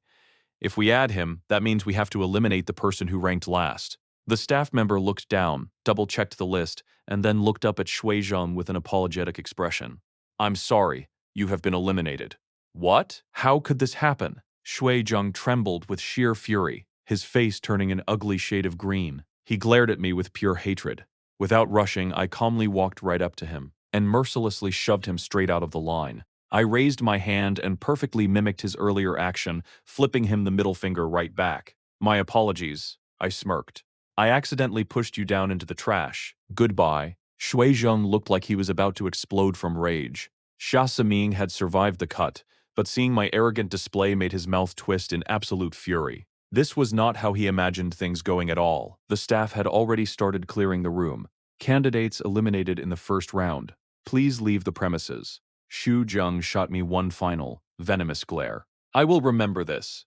Do you think passing a written test makes you special? With your nauseating, ugly face, you are definitely going to be eliminated in the interview. Just wait. Having completely lost face, he stormed out of the building.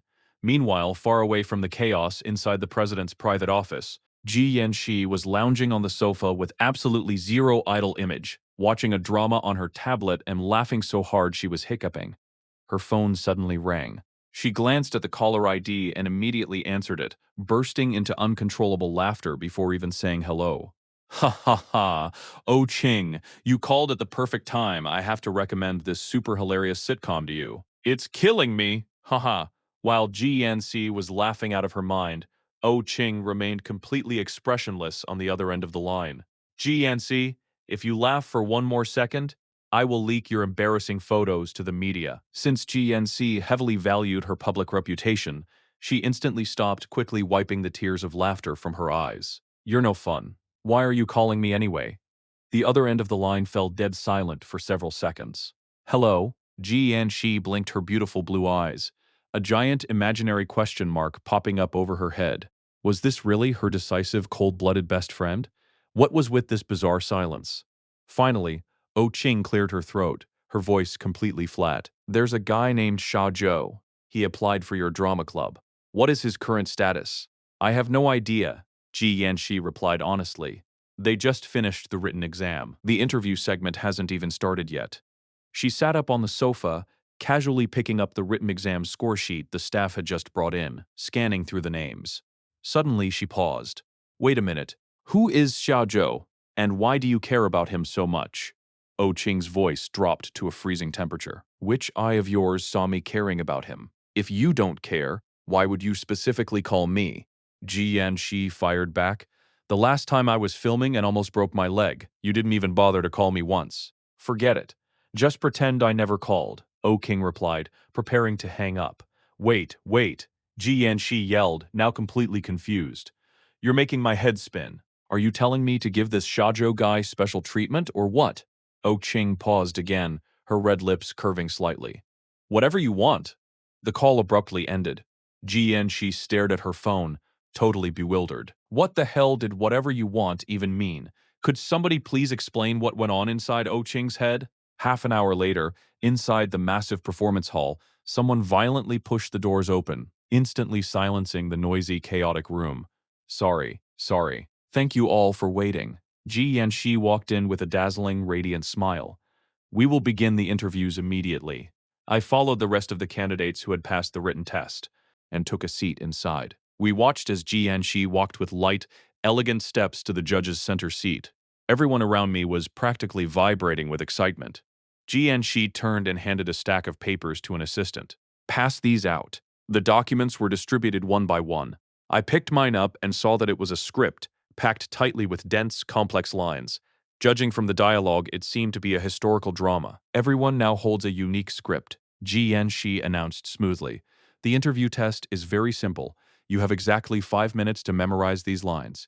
Once time is up, you will be split into pairs for an acting battle. You must recite your lines back and forth with zero hesitation. The first person to pause or freeze up is instantly eliminated. The room exploded into panic. 5 minutes? To memorize this mountain of text? It was impossible. But Sha Ming stared at the script in his hand, a smug, arrogant smirk spreading across his face. He had been the top literature student his entire life. Memorizing massive walls of text was an absolute breeze for him. Hey, Sha Jia. Sha Ming turned his head to look at me, raising an eyebrow in a direct challenge. Why don't we pair up and battle it out? Do you dare go against me? I shrugged carelessly. Whatever. Ji Yanxi crossed her arms and leaned back comfortably in her judge's chair. Is everyone ready? Your 5-minute countdown starts. Now. The performance hall instantly plunged into dead silence as everyone began frantically memorizing their lines. Meanwhile, Ji Yanxi poked the vice president standing next to her and lowered her voice to a whisper. Hey, which one is Sha Zhou? The guy sitting in the very back row. The vice president replied. Following the direction of his finger, Ji Yanxi's eyes locked onto me. In the next second, she violently slipped in her chair, merely crashing straight onto the floor. No way, she had slipped and almost crashed to the floor. That guy has absolutely nothing to do with the word handsome. Her gorgeous best friend had kept her heart completely locked away for over a decade. Ji Yanxi used to jokingly wonder if O Qing even liked men. But to think O King actually favored this type of guy? It was truly impossible to understand. Back in the room, the 5 minutes vanished in a flash. 30 seconds left, the staff announced. Those who have finished memorizing, please hand in your scripts. Sha Ming stood up, brimming with absolute confidence, and marched forward to submit his pages. Turning around, he noticed I was still deeply focused, utilizing the final few seconds to review my lines. He strode right over and violently snatched the script straight out of my hands. What the hell are you doing? I snapped. I was furious. My intense concentration instantly shattered. Didn't you hear there are still a few seconds left? I'm just kindly helping you hand it in, you ungrateful freak. Sha Ming sneered, raising an eyebrow with malicious delight. You couldn't memorize it, could you? Did you honestly think acting was that easy? If you don't have the talent, don't force it. Just surrender now and save yourself the embarrassment. My heart remained completely calm. In fact, I found his arrogance almost laughable. The acting battles officially began. Pairs of candidates faced off, rapidly firing lines at each other. The room devolved into absolute chaos. Barely 2 minutes in, people were already freezing up and getting eliminated left and right.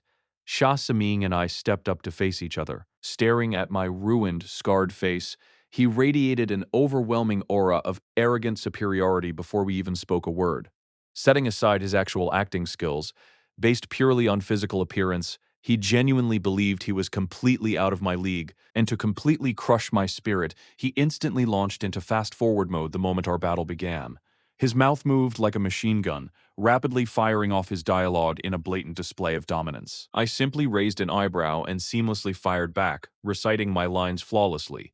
My speed perfectly matched his. In fact, my delivery was even sharper. Sha Saming began to panic. What was his next line? His brain suddenly completely short-circuited. The color instantly drained from his face, turning deathly pale as his rapid-fire pacing began to slow down. He had been too greedy, too desperate to show off. Crap, crap. I'm right at the part I can't remember. Was he actually going to lose? But just as he was about to collapse, in the very next second, I suddenly froze. My entire body locked up mid-sentence. I had slipped up. Sha Saming excitedly whipped his head around, screaming at the judge. Look, he choked. He lost. Look, he choked. He loses, shoutedly shouted at the judge. The judge simply stared back at him, calmly pushing his glasses up the bridge of his nose. Student, I think you are severely mistaken. Mistaken about what? Sha Siming yelled indignantly, pointing a vicious finger directly at me. He clearly just completely froze. Are you blind? How are you even qualified to be a judge? Are you openly, blatantly rigging this competition right in front of everyone? Sha Siming's tone was incredibly aggressive. His arrogant, overbearing attitude instantly infuriated the judge. I am warning you, you had better watch your mouth. Every corner of this performance room is covered by security cameras. Student Shajo didn't choke or pause. He simply finished reciting every single line on his script. What do you mean frozen? Are you completely brain damaged? What? He finished. Sha Saming staggered back. How is that even possible? His mouth opened and closed silently, utterly unable to process reality. He had only managed to memorize about two-thirds of the script, but I had flawlessly recited the entire thing? That massive wall of text? What kind of monster memory did I have? Watching Sha Saming stand there paralyzed with absolute shock, completely speechless, I offered a slight smile. With an expression of pure nonchalance, I casually broke the silence. My apologies, I won again. Jia Ximing looked like he was going to vomit blood from sheer fury. He had actually lost to me, again. So what if you finished your lines before me? He shouted, desperately trying to save his bruised ego. This competition isn't about speed. Before you finished, I didn't make a single mistake either. At worst, this is a tie, he continued, puffing out his chest with self-righteous arrogance. Besides, the drama club isn't just about memorization. Appearance is absolutely critical. Xia Jie, why don't you look in a mirror and see what kind of monstrous freak you are right now? Even if you somehow crawl your way into the drama club looking like that, what role could you possibly play? What role I play is none of your concern, I replied coldly. The indisputable fact is, you lost. Xia Samin glared at me with venomous hatred. By this time, the chaotic noise in the rest of the room had gradually died down. The victors of the other battles had already emerged. Everyone turned their heads toward us, whispering among themselves. That ugly freak is way too arrogant, someone muttered from the crowd. He just got lucky and won once. What is he so proud of? Poor Seeming, getting bullied by a hideous monster. When did I ever bully Sha Ximing? I thought to myself, rolling my eyes at their blinding bias. Up at the judge's table, Ji Yanxi rested her chin on her hand, watching the escalating drama between me and Sha Ximing with deep, undeniable interest. All right, listen up. All right, quiet down, Ji Yanxi announced, standing up from her chair. At this point, the victors are quite clear. During your acting battles, I was observing everyone very closely. Now, I am going to officially select the three candidates I believe are the most suitable to join the drama club. The first person, Luo Mingyao. Ji Yanxi pointed to a delicately beautiful girl in the front row. No one was surprised by Luo Mingyao's selection. Just like Sha Ximing, she was a minor model in the entertainment industry and already had a solid fan base online. I glanced at Luo Mingyao and pressed my lips together. The second person, Ling Ran. The girl named Ling Ran looked like she had just won the ultimate lottery, her eyes shining with pure disbelief-filled joy. As for the third and final spot, Ji Yanxi deliberately shifted her gaze directly toward my side of the room, flashing a brilliantly radiant smile. Student Xia Ximing, welcome to our drama club. I was completely stunned. Why him? I clearly crushed him in the battle. Xia Ximing was equally paralyzed with shock. After choking on his lines, he clearly hadn't expected Ji Yanxi to actually save him. This glorious victory had simply fallen right out of the sky. Thank you, President Ji, he shouted, trembling with excitement. I promise I will work incredibly hard. Even though the surrounding candidates had just been ruthlessly rejected, they immediately swarmed around him to shower him with flattery. Seeming, congratulations, that's amazing, the rightful star was chosen. Let's go celebrate after school. You're definitely paying. Xia Ximing laughed so hard his face practically split in half. No problem. Everything is on me. Standing alone in the crowd, my hands slowly curled into tight, bitterly unwilling fists. Wait a minute, I shouted just as Ji Enshi turned to leave. She paused, looking back at me with an expression of absolute innocence. I slowly uncurled my trembling fists and stared directly into her eyes. Why? I clearly won that battle. Student, I am truly sorry, but I never once stated that this was a speed memorization contest. Ji Enshi replied smoothly. The acting battle you just performed was simply a reference point for my evaluation. Winning or losing that specific duel does not directly dictate the final recruitment results. She spread her hands in a graceful gesture of helplessness. Furthermore, the drama club's recruitment this time serves a very specific, urgent purpose. During summer vacation, our club will be embarking on a massive multi-city performance tour. We are recruiting new members specifically to fill several crucial roles for that exact tour. The unspoken, brutal truth hanging in the air was painfully clear. She simply couldn't find a single role on that stage meant for a monster with my ruined face. On the surface, Ji Yenshi seemed playful and carefree, but she was actually incredibly sharp and experienced in the industry. She absolutely could not jeopardize the club's massive summer tour just to be fair to one person. I bit my lower lip, feeling the blood in my veins run completely ice cold. I was unwilling, furiously bitter, yet utterly helpless. It was true. Who asked me to be cursed with this horrifying face? What use was raw, undeniable talent? This was a society that solely worshipped beauty. Ji Yanxi gave me one final, sympathetic glance. Maybe next time. If a truly suitable role ever opens up, I will make an exception and recruit you. With those empty words, she turned and walked away. Xia Saming's mouth twisted into a sickeningly triumphant grin. He crossed his arms and looked down at me with supreme arrogance. Did you see reality clearly now? So what if your memory is better and faster than mine? What useless good does that do you? The only thing you can blame is your unbelievably ugly face. I furrowed my brows tightly. And please don't glare at me with those terrifying eyes, Xia Saming mocked, dramatically shivering. I'm afraid I'll have nightmares tonight. Trying to challenge me? You're 1,000 years too early. Just like I told you before, you will spend the rest of your pathetic life crushed firmly beneath my feet. The surrounding crowd eagerly piled on, desperate to please their new star. Exactly. An ugly freak is just an ugly freak. Stop dreaming about a comeback. If you look like a monster, just lock yourself in a library and read a book. Stop coming out here and embarrassing yourself. Xia Ximing was practically glowing with joy. Let's go, everyone. I'm in a fantastic mood today. I'm taking you all out for a massive feast. As he walked toward the exit, he turned his head back to me, enunciating every single word with venomous delight. Bye-bye, my pathetic, defeated loser. My anger was practically tearing through the roof, but he had barely taken 2 steps out the door when someone in the corridor suddenly screamed in shock.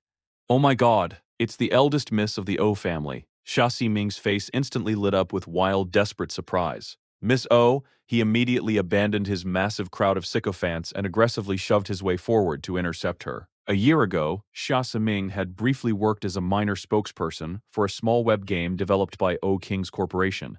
He had seen her from a distance exactly once. Even back then, he had been completely captivated by this girl who commanded the room with the terrifying, flawless aura of an absolute queen. Xia Ximing quickly adjusted his face into a picture-perfect charming smile and spoke with extreme caution. Wu Qing, do you still remember me? Xia Ximing was undeniably handsome, but O Qing merely cast a cold, disinterested glance his way, immediately finding his presence incredibly irritating. Xia Ximing couldn't hide the desperate excitement, trembling in his voice. I'm Xia Ximing from the first year. Actually, exactly a year ago, we met once at the BT Group headquarters. Do you remember? O Qing simply crossed her arms and shot him a look of supreme, icy disdain. What exactly makes you think you are worth remembering?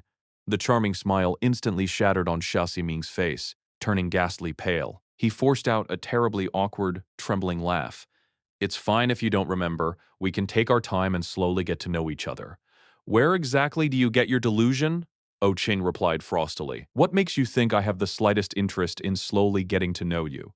Xia Saming's face could no longer just be described as pale. It twisted into an expression of utter, humiliating agony. The surrounding crowd gasped, a massive wave of collective shock sweeping through the hall. The eldest miss of the O family was famously arrogant and untouchable, but the guy standing right in front of her was practically a celebrity. The rumors were absolutely true. The school's ice queen was completely merciless, remaining utterly unmoved even when faced with a famously handsome idol like Xia Ximing. Desperate to break the suffocating tension, a bespectacled drama club member nervously scurried over. Miss O, what brings you to our drama club today?" O Ching's cold gaze lightly swept across the room, not lingering on a single face. "Where is Ji Yanxi?" The bespectacled guy quickly answered. "Our president actually just left 5 minutes ago. Should I go run and call her back for you?" Standing off to the side, I violently gritted my teeth. I didn't know why, but from the exact moment O Ching appeared, an overwhelming, suffocating sense of embarrassment and shame had washed over me. Standing here, looking like this, I felt like an absolute, pathetic joke. O Ching must definitely think I was a joke too, bringing this terrifying, ruined face to confidently audition for the glamorous drama club, only to end up standing here like a defeated stray dog. Unable to bear it a second longer, I spun around and quickly fled through the drama club's back exit. Even though her gaze wasn't explicitly focused on me, O Ching's sharp peripheral vision perfectly captured my lonely, retreating silhouette, fading into the hallway. Miss O, the glasses guy, noticing O Ching suddenly go completely silent, cautiously spoke up again to check on her. O Ching immediately started walking toward the exit. No need. Seeing her leaving, Xia Siming desperately chased after her. "Wait, my friends and I are about to go out to eat. To celebrate my official acceptance into the drama club. Why don't you come with us?" The surrounding crowd of Xia Siming's lackeys immediately launched their ultimate desperate assist. "Yeah, Miss O, you should definitely join us. If only you had come 10 minutes earlier. The acting battle just now was incredibly exciting. Yeah, there was this incredibly ugly freak named Xia Jie. Siming completely crushed him in seconds. It was so satisfying to watch. O Ching hadn't slowed her pace in the slightest, completely ignoring their noise. But the exact second she heard my name, her elegant footsteps came to a sudden freezing halt. Xia Ximing was absolutely overjoyed. Was the Ice Queen actually tempted? He desperately unleashed what he firmly believed was his maximum charm, flashing a dazzling idol-tier smile at her. "O Ching, come on, just join us." O Ching slowly turned around, staring right through him. "What did you just say your name was?" "Xia Siming," he answered, practically trembling with uncontrollable excitement. O Ching gave him a long, incredibly dangerous stare. "Very well, I will remember you." Dropping that single, chilling sentence, O Ching turned and walked away without looking back once. The surrounding crowd instantly erupted into chaotic, envious cheering. "Oh my God! Did you guys hear what the Ice Queen just said? There is definitely a massive spark there. Being handsome is basically a superpower. Hey, Seeming, when you become the O family's official son-in-law, do not forget about us brothers." Xia Ximing's heart was practically soaring through the clouds, swelling with sickening pride. That sentence absolutely proved she was deeply interested in him.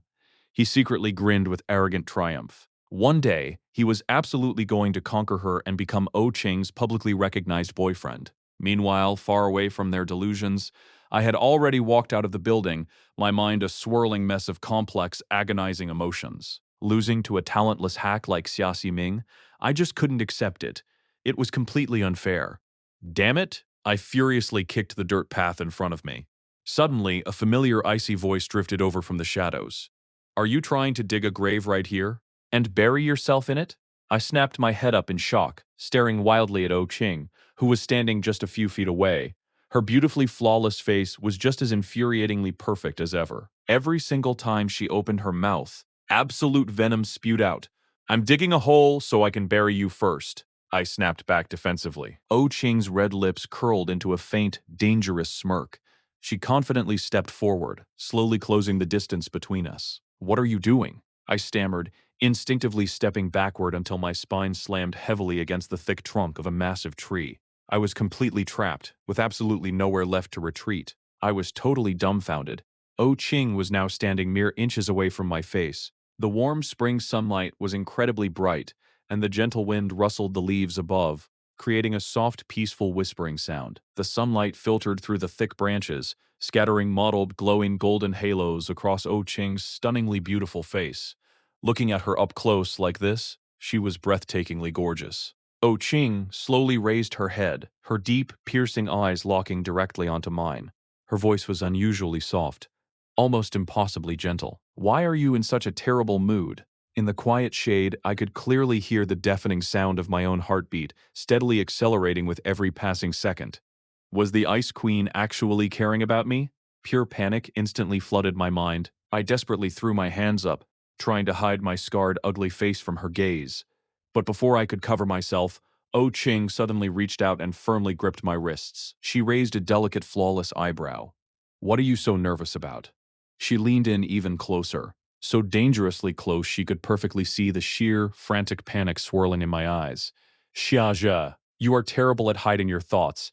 Don't tell me you actually thought I was genuinely caring about you? The corners of Oh Ching's mouth suddenly hooked into a cold, mocking smirk as she released my wrists and casually took a step back. She instantly reverted to her usual, brutally sharp-tongued self. I am merely reminding you that no matter how pathetic your mood is, do not forget your place. Bebe is still at home, waiting for you to go back and serve her. I completely knew it, I thought, violently grinding my teeth in frustration. Oh Ching turned and started walking away. Noticing that I hadn't moved a muscle, she stopped, glanced over her shoulder, and spat out venomously. Are you coming or not? Or do I need to hire a crew to carry your majesty back? I know, I'm just born to be a miserable slave anyway, I muttered, sprinting forward to catch up with her. As we walked, my mind helplessly drifted back to what had just happened. That was the very first time I had ever been that intimately close to a girl. My heart was still pounding wildly against my ribs. I must be completely losing my mind. The exact moment I drove our car into the lavish O family courtyard, O Ching's phone suddenly rang. She glanced at the caller ID, then shot me a cold, dismissive command. You go inside first.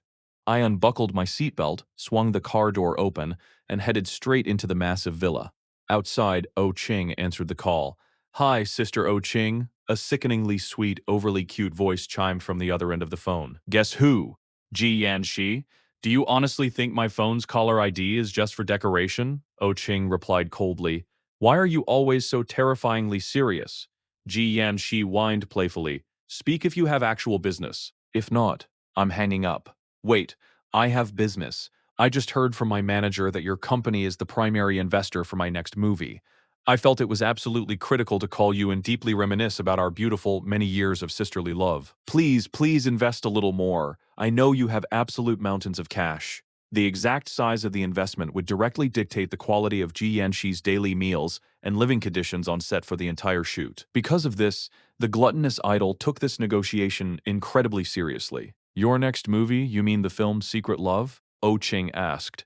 Exactly. GNC snapped her fingers enthusiastically on the other end of the line. Oh Ching nodded in perfect understanding, then coldly spat out three devastating words. I am withdrawing my investment. What the hell? GNC was completely paralyzed with shock. Withdrawing? Why? Figure it out yourself, Oh Ching replied flatly. How am I supposed to know what crazy phase your brain is going through right now? GNC screamed in despair. Oh Ching, are you still my best sister or not? You're being so cold and totally unreasonable. Call me back when your brain finally starts working. Beep, beep, beep. The phone call abruptly died. Ji Yanxi collapsed backward onto her plush sofa, aggressively biting her knuckles in frustration. Where on earth had she completely offended the Ice Queen this time? Meanwhile, back inside the luxurious O family villa, I walked into the grand living room and found Bebe sitting on the sofa, completely engrossed in a handheld video game. Bebe, what are you playing? I asked. Bebe looked up, revealing an incredibly adorable, angelic smile. Bebe looked up from the screen, her face breaking into a bright, angelic smile. Big brother, she chirped, happily waving the tablet at me. I leaned in to take a closer look and nearly dropped my jaw. Displayed perfectly across the screen were the words, Winner, winner, chicken dinner. You won! My jaw practically hit the floor today. Bebe was playing Wilderness Showdown, an incredibly popular battle royale game developed by O King's company that had taken all of Asia by storm. My best friend An Chuan and I were obsessed with it. In fact, we had originally met Yun Fan through this exact game. The three of us constantly teamed up to play, but because our skills were pretty average, we rarely actually won a match. Yet right in front of my eyes, little Oh Bei, a 6-year-old child, had just casually won a match like it was nothing. Bebe innocently shrugged her small shoulders. I'm getting ready to uninstall it. This game is way too easy. I instantly felt a million points of critical damage hit my pride. I was a teenager, and yet my gaming skills were literally worse than a kindergartner's. Just then, a tiny, incredibly fluffy kitten trotted over and affectionately rubbed its small body against Bebe's leg. Whoa, what a cute kitten, I said, my eyes lighting up with pleasant surprise. Bebe, where did this little guy come from? It's so adorable. Bebe gently scooped the kitten into her arms, softly playing with its little pink paws. It was a beautiful American shorthair with white markings. Her name is Meow Meow, Bebe explained. Big brother, have you ever seen the Japanese anime called Chi's Sweet Home? Meow Meow is the exact same breed as Chi. My eyes instantly lit up with excitement. But wait, how come I didn't see her around the last few times I was here? Meow Meow was sick for the past few days, Bebe said softly. She's been staying at the pet hospital. We just brought her back home today. I couldn't resist the urge to lean in closer, desperate to pet the fluffy little creature. Bebe quickly spoke up, looking a little worried. Be careful, big brother. Meow Meow is super fierce. She usually doesn't let anyone pet her, and she might even bite you. The moment Bebe's warning left her lips, Meow Meow leaned forward toward my hand. First, she cautiously sniffed my fingers. Then, to Bebe's surprise, she affectionately rubbed her tiny, soft head against my hand.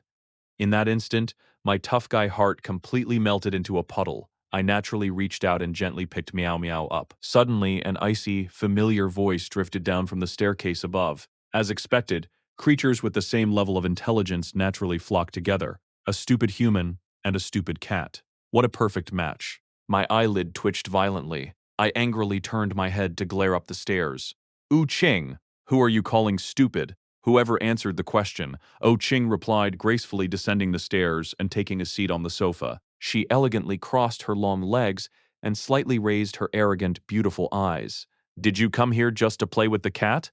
I was just about to go make something for Bebe to eat, I shot back. Am I not allowed to take a tiny break? Despite my annoyance, I couldn't resist gently rubbing Meow Meow's soft little head one last time before finally standing up and heading into the kitchen. Over the past few days, I had spent my time at home actively researching and perfecting various visually appealing and delicious children's meals. Every single day, I tried to cook something new and exciting for Bebe. I didn't know why, but seeing Bebe's eyes light up with pure joy gave me an incredible sense of accomplishment. After finishing the cooking, I returned to the living room, sat back down on the sofa, and started playfully teasing the kitten again. Without realizing it, my voice had naturally softened into a gentle baby talk tone. You're so cute. Ching sat expressionless at the dining table, gracefully cutting into the premium steak her maid had just served. Her sharp eyes shifted slightly, casting a cold, disdainful side glance at the grinning idiot on her sofa. Sha zhe. What is wrong with you? She demanded. Put away that disgusting voice of yours. You're ruining my appetite. My bright smile instantly completely froze. What did she mean, disgusting voice? 5 years ago, I debuted as a professional singer. The media had literally praised my voice, calling it an angelic sound from heaven. Even though I had spent the last 5 years disguised as an ugly freak, my voice was just as flawless as ever. How did it magically become disgusting the moment it reached O King's ears? Over the past few days, not only did I have to come to the O family villa to cook for Bebe, but the date for my mother's surgery was also rapidly approaching. Because of all this, I had been incredibly busy lately, and my mind was constantly on high alert. I didn't stay at the O house long today, leaving early to handle my own matters.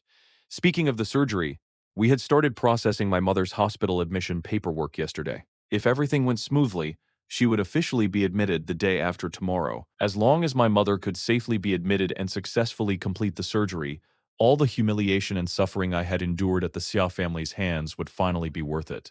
On Saturday, I drafted a detailed shopping list and headed to the supermarket, preparing to buy all the essential supplies my mother would need during her hospital stay.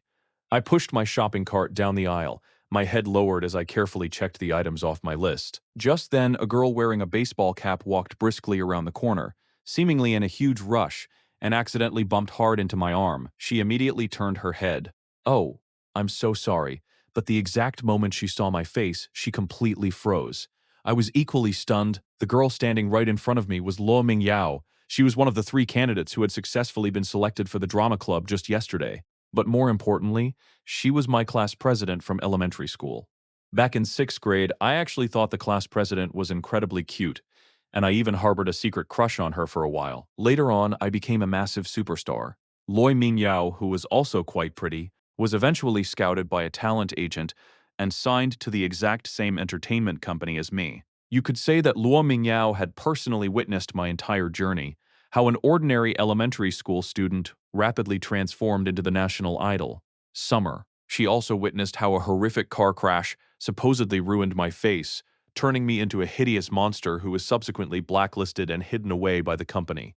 The only thing she didn't know was the truth. My face was never ruined. I was framed by the company and forced into wearing this ugly disguise to survive. What a coincidence? I said, forcing a slightly awkward smile. We meet again. Lu Minyao slowly looked me up and down. Staring at my scarred, ugly appearance, her tone became noticeably dismissive and patronizing. Summer, you've really fallen so far. You look so pathetic now. I actually recognized you yesterday at the drama club, she continued smoothly. But because of the company's strict non-disclosure agreement, I managed to hold back and not expose your true identity in front of everyone. Well then, I suppose I should thank you, I replied evenly. No need to thank me, Luo Mingyao said, waving her hand dismissively. Her brows furrowed slightly as she deliberately took a step back, physically distancing herself from me. I just hope that in the future, when we're at school, you can pretend you don't know me. After all, your current appearance is truly hideous, and I am already a recognized public figure. If rumors start spreading that I have any sort of connection with an ugly freak like you, it would severely damage my reputation. Do you understand? I stood there feeling an overwhelming mix of awkwardness and profound embarrassment. I had naively believed that Luo Mingyao was a genuinely good person, a bright little son. We had been in the same class since 1st grade, and later joined the same company, as priority trainees. I clearly remembered that during the year I was insanely popular, Lo Mingyao constantly went out of her way to flatter me and stay close. But look at her now. Hearing her cruel, calculated words, whatever remaining fondness I had for her instantly plummeted to absolute zero. I gave her a cold, distant glance, not bothering to say another word. I gripped the handle of my shopping cart, ready to walk away. Luo Mingyao clearly hadn't expected me to react with such chilling indifference. Summer, she called out, her tone laced with poorly hidden arrogance. Wait, no. I should call you Sha Jie now. Did you suddenly forget that you used to have a massive crush on me back in elementary school? They always say a guy's first love is unforgettable. Acting all cold and indifferent now, you're just trying to attract my attention, aren't you? I was completely speechless. When did Luo Mingyao become this unbelievably narcissistic? Just as I was about to fire back, another figure strolled down the aisle toward us. Mingyao? You just came to grab Hot Pot Base, what's taking so long? Ximing is already waiting at the checkout counter, and he's getting impatient. It was Xue Zheng. Seriously, I need to start checking an almanac before I leave the house, I thought with a heavy sigh. Luo Mingyao turned around, a packet of Hot Pot Base in her hand. Sorry, I just ran into an old classmate, so I got slightly delayed. An old classmate? Xu Zhang's gaze shifted to me, his lips instantly curling into a nasty, mocking sneer. Well, if it isn't our school's famous ugly freak, you two used to be classmates. Mingyao, I feel so sorry for you. Shui Zheng puffed out his chest, completely dripping with arrogance. I heard you got ruthlessly rejected by the drama club. Just like I said, if a freak like you could actually get selected, I'd live stream myself eating a keyboard. He then turned back to Luo Mingyao, his eyes narrowing with sudden suspicion. Speaking of which, what exactly were you two just talking about? Luo Mingyao quickly rushed over to pacify him. Oh, don't tell me you're actually jealous of him. Just look at his face. Even though I heard he used to have a huge crush on me, I swear I have never ever had the slightest feeling for him. Xu Zheng aggressively pulled Loi Mingyao behind him, glaring at me furiously. Listen to me, you hideous freak. I took a deep, exhausted breath, silently cursing my absolute garbage luck. I am warning you, Xu Zheng barked. Lu Mingyao and I grew up together. We are childhood sweethearts, and she is my girlfriend. From the time she was a kid until now, she has only ever loved me. Shaja, if you ever try to steal my woman, I'll hire people to completely destroy you. Good lord, how do people this delusional actually exist?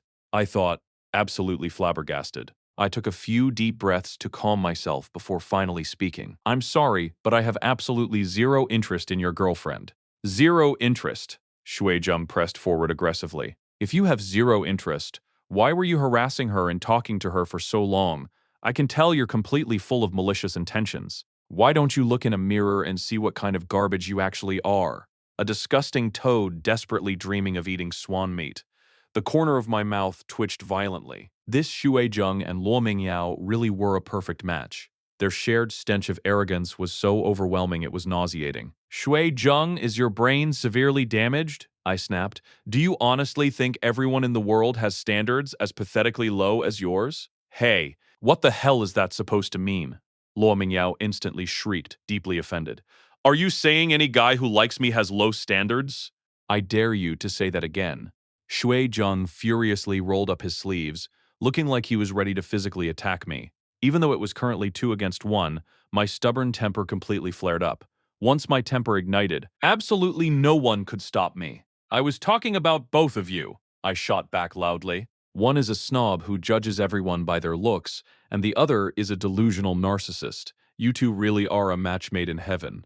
The two idiots across from me were instantly enraged. Originally, Luo Mingyao had been trying to hold Shuai-jung back, but after hearing my insult, her fragile ego was completely shattered. Abandoning all pretense, she aggressively pointed her finger right in my face. Jia, who the hell do you think you are? Are you seriously going to stand there and lie, saying you never liked me? Back then, who was the one bringing me breakfast every single morning? Who was constantly passing me notes during class? Who did all my cleaning chores for me? It was you, you disgusting, hypocritical liar. So what if I did? I replied coldly. Everything you just said happened years ago, and listen closely. I already have a girl I like, and she is 180 times better than you. So could both of you please stop aggressively barking and following me around like rabid dogs? A girl you like? Luo Mingyao sneered sarcastically. Haha, please enlighten us. What kind of girl is supposedly better than me? You're just a pathetic loser suffering from sour grapes. Shuai-jung smugly wrapped his arm around Luo Mingyao's waist, deliberately flaunting her in front of me. My girlfriend is the most beautiful. The girl I like is 10,000 times prettier than Luo Mingyao. I shot back without hesitation. And she's the undeniable school beauty. My girlfriend has an amazing figure. Shuai-jung challenged. The girl I like is 175 centimeters tall, elegant, and possesses absolute supermodel proportions. My girlfriend is wealthy. The girl I like not only comes from a massive corporate family, but she also started her own highly successful company at a young age. The absolute last thing she lacks is money. Wait a minute. I blinked, suddenly realizing something completely terrifying. Why did it feel like, when I combined all those hyper-specific details together, they perfectly described exactly one person? Shuai-jung and Luo Mingyao exchanged a stunned look before Luo Mingyao turned back to me with an expression of absolute, mocking disbelief. Jia, don't tell me the person you're talking about is Miss Oh Ching. At this point, I was fully committed to the lie. I furiously doubled down. Yes, exactly. So what? I just like Oh Ching. Oh Ching is 10,000 times better than you. Amitabha, Lord Buddha, please forgive me. I prayed frantically in my head. Anyway, Oh Ching isn't even here. So what's the harm in using that terrifying ice block as a temporary shield? I was just secretly congratulating myself on my brilliant improvised defense, when, out of the corner of my eye, I caught a glimpse of an incredibly noble, elegant figure. Wait a minute. Why does that person look exactly like Oh Ching? That freezing, expressionless face, even from this distance, I could perfectly feel her overwhelming, untouchable aura. If that wasn't Oh Ching, who was it? But why on earth was she here? Why would a massive corporate boss like her personally go grocery shopping in a normal supermarket? This was way too much of a coincidence. Xue and Luo Mingyao were completely unaware that the actual Oh Ching was currently standing right behind them.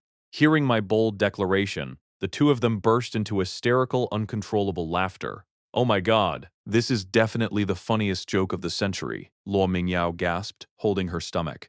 This hideous freak actually claims he likes the Ice Queen. I can't breathe. Let me laugh for a second. How can a man be this delusionally insane? I desperately lowered my head, staring blankly at the tips of my shoes. What do? I absolutely did not dare to look up right now. My mind was completely overloaded with a screaming, flashing warning. Oh Ching is here! Oh Ching is here.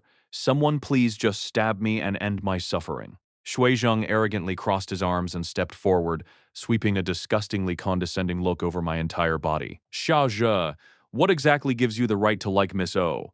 A supreme goddess of her caliber is absolutely not someone an ugly freak like you is even allowed to look at. You're not even fit to carry Miss O's shoes, Shui Zheng sneered. I was completely distracted, my fighting spirit having completely evaporated the second I spotted O Qing. Seeing my sudden silence, Shui Zheng arrogantly assumed I was terrified of him and aggressively pressed his advantage.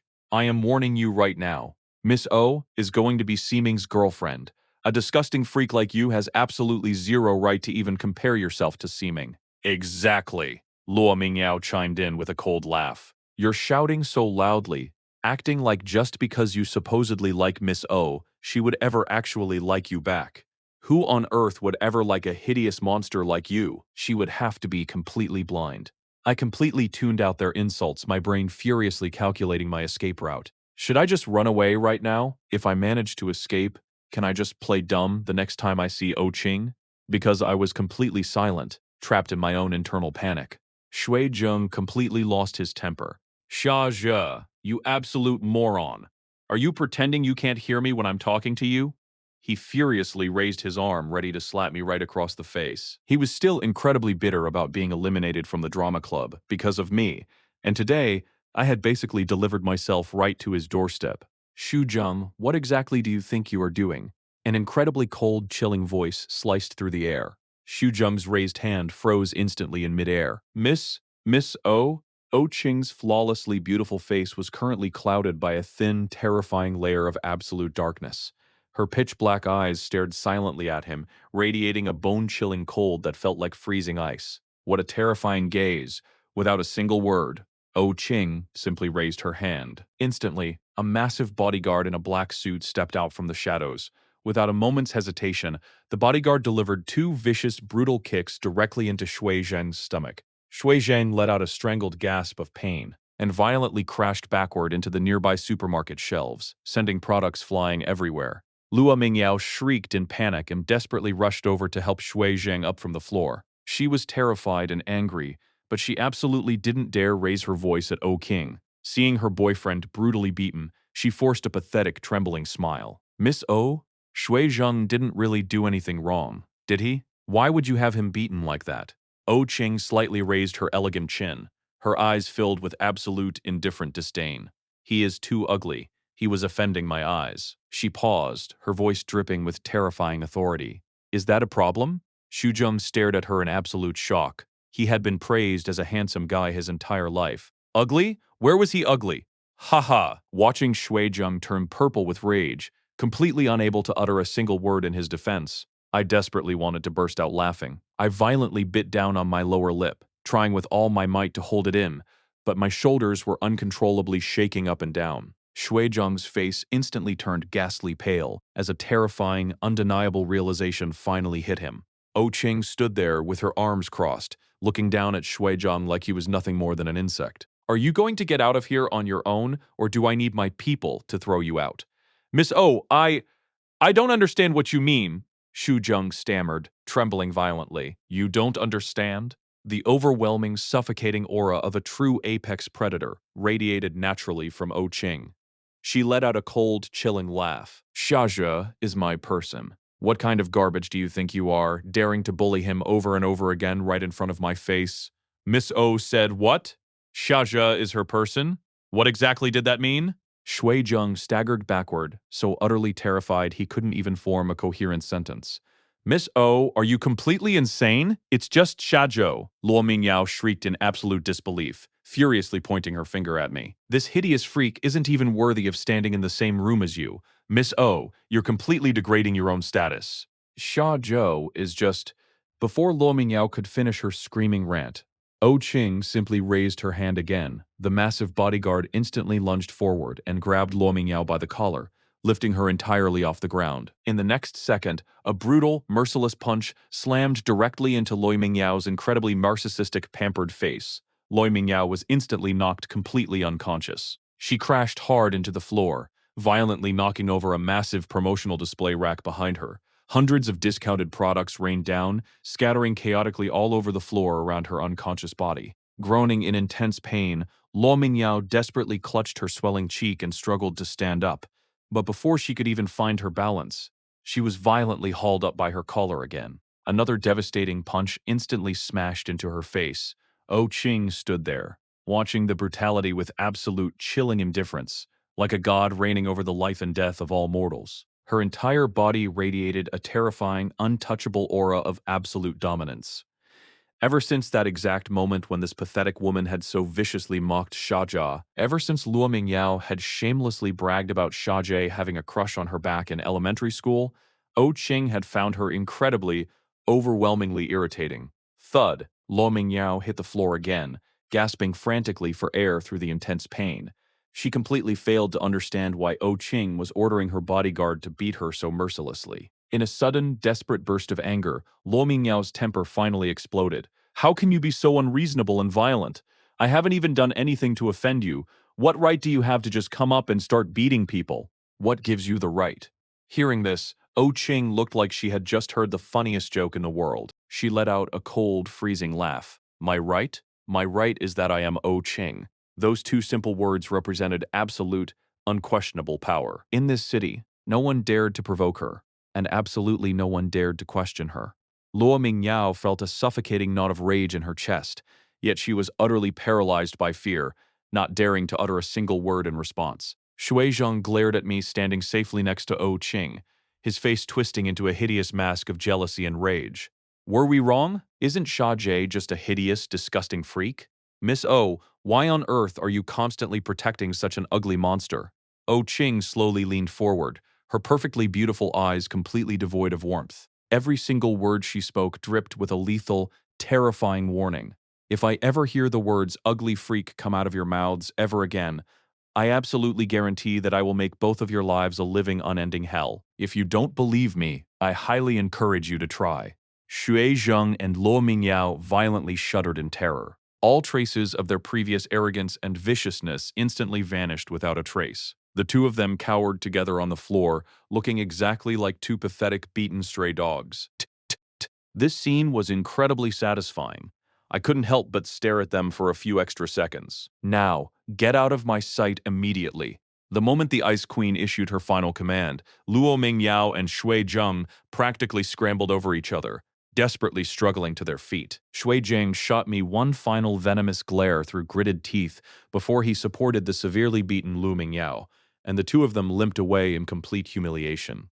I let out a massive, exhausted sigh of relief. Looking at the incredibly noble, flawless girl standing right beside me, I suddenly felt as though something heavy in my chest had been gently knocked open. Today, the beautiful hero had dramatically swooped in to save the damsel in distress. My heart felt incredibly warm. Suddenly, Oh Ching's normally terrifying, expressionless face didn't seem quite so irritating anymore. Oh Ching, thank you, I said, offering her a genuine, bright smile. Oh Ching scoffed, casting a cold, disdainful glance my way. Do you honestly think I care about your pathetic gratitude? Besides, Oh King continued, her flawless face leaning slightly closer to mine, a mocking smirk playing on her lips. Shaja, your taste in women back then was truly horrific. I instantly knew she was referring to the whole crush on Loi Mingyao incident. You heard all of that? That woman's voice was so obnoxiously loud. Oh Ching replied flatly. I could hear her obnoxious shrieking from 800 meters away. I nervously rubbed my knuckles together, desperately trying to maintain my awkward smile. Actually, I feel like I really need to clarify something with you. Those things I said earlier. You don't need to explain anything. You can just pretend you never said them. Oh Ching stared directly into my eyes, her voice uncharacteristically quiet. Pretend I never said which words? I asked. She was definitely asking even though she already knew the answer. I nervously lowered my head, my face burning. The part where I said I liked you. Please don't worry. I swear I only said those things to piss off Lui Minyao and Shui Zheng. I absolutely do not actually like you, and I promise I won't cause you any trouble. Oh Ching's expression instantly darkened, turning visibly ugly. Besides, I added frantically, I genuinely already have a girl I like. The girl I like is the legendary hacker 07. Well, actually, I guess you can't exactly call it romantic love, but during the absolute lowest, darkest years of my life, this girl, whom I have never even met in person, became my absolute strongest pillar of mental support. Oh Ching tightly crossed her arms over her chest, immediately unleashing her lethal venomous tongue. Is that so? I would truly love to know which unfortunate, incredibly unlucky girl managed to catch your eye.